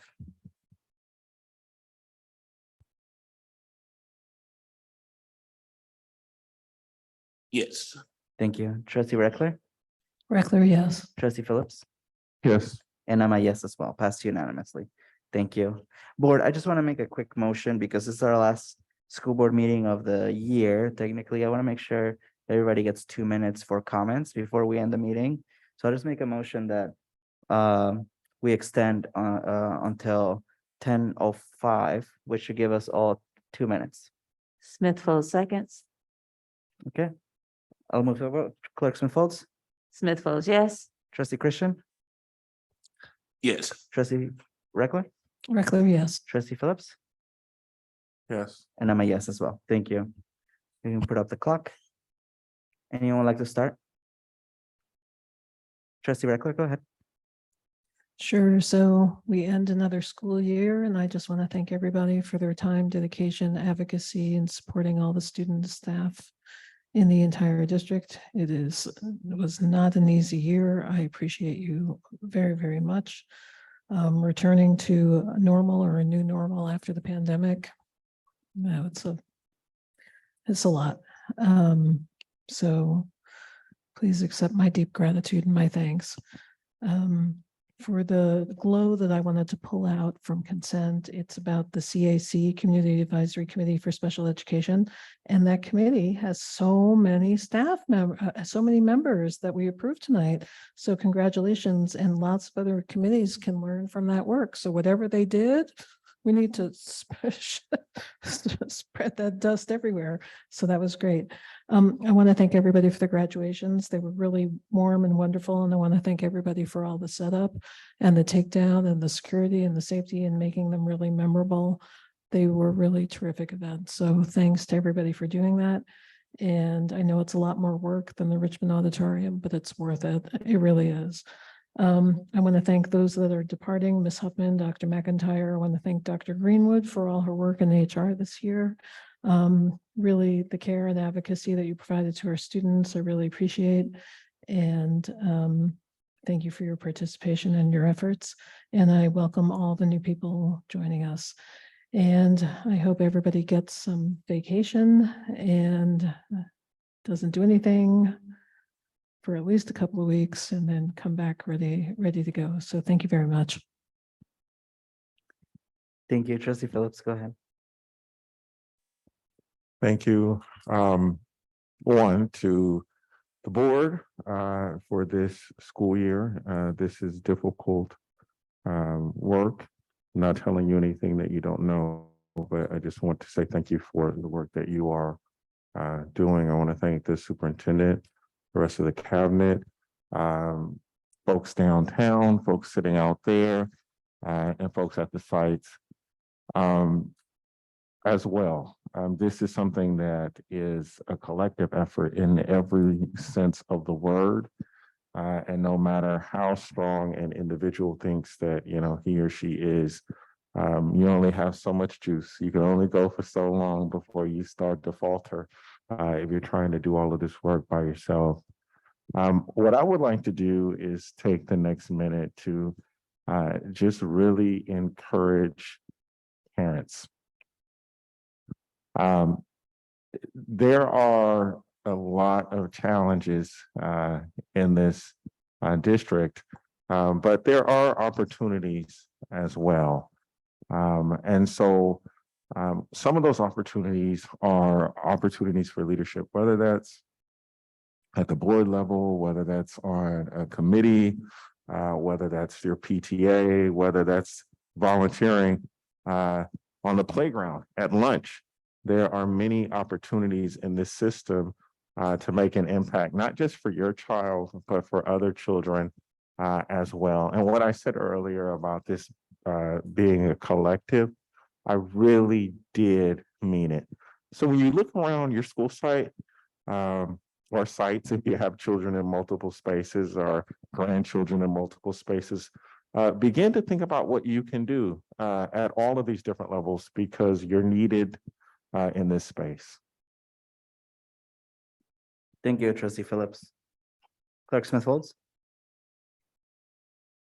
This was a year riddled with tension. There was racial tension, there was facility issues, there was relationships that were on a roller coaster. There were teachers teaching at 120%. There was admin teaching and being an administrator at the same time. There were CSSs working on a continued 3-year basis now who've never had a break.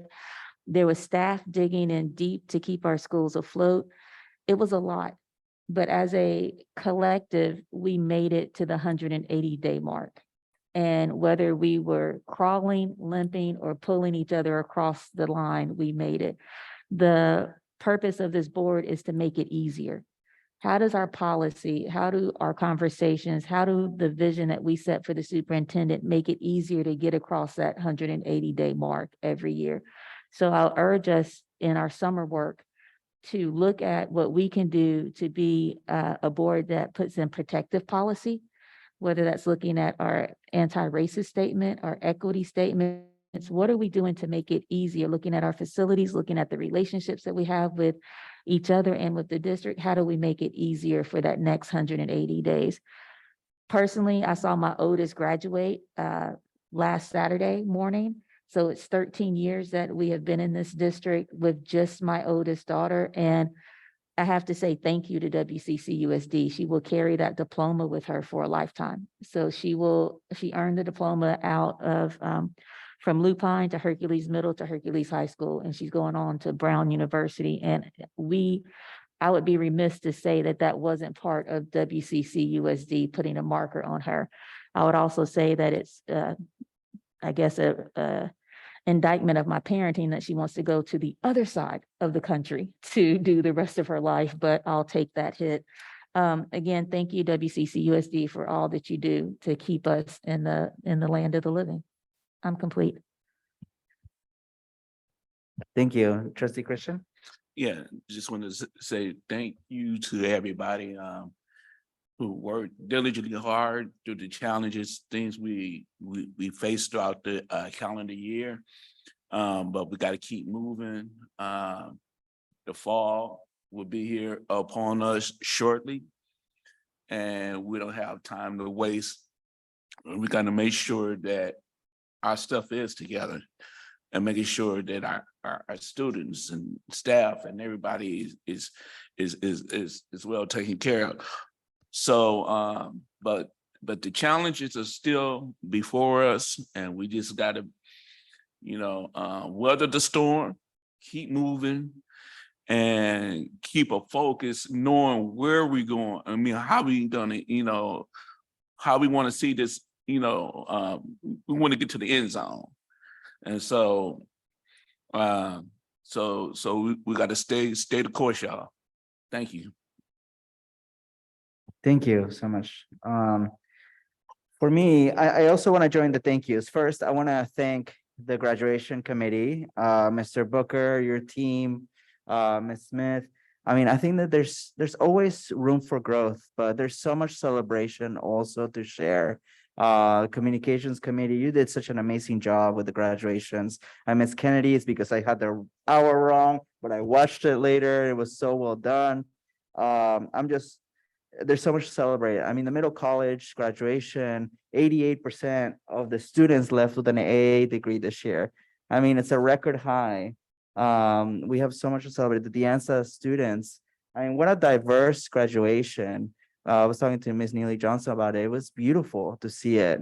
Our inclusion of our special education students, the way that they do it is just incredible.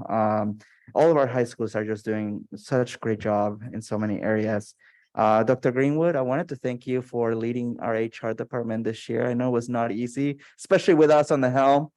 We always have a million questions. So I just wanted to thank you for that and for your continued leadership. I also would just want to say what an incredible staff we have on the first week of summer. Yesterday, my wife, and today, she was at a teachers college training with hundreds of teachers from our district. I mean, on the first week of summer, they're exhausted, believe me, I know. And they were all there. And then we had principals on a 2-day retreat yesterday and today, training with Dr. Hurst, right? Which I'm sure they're exhausted as well. Right. So I just want to say we have incredible staff in our district, from our superintendent to all of our classified and credential. And I'm just thankful for you all on a daily basis because we have tons of challenges, but you always rise to the occasion.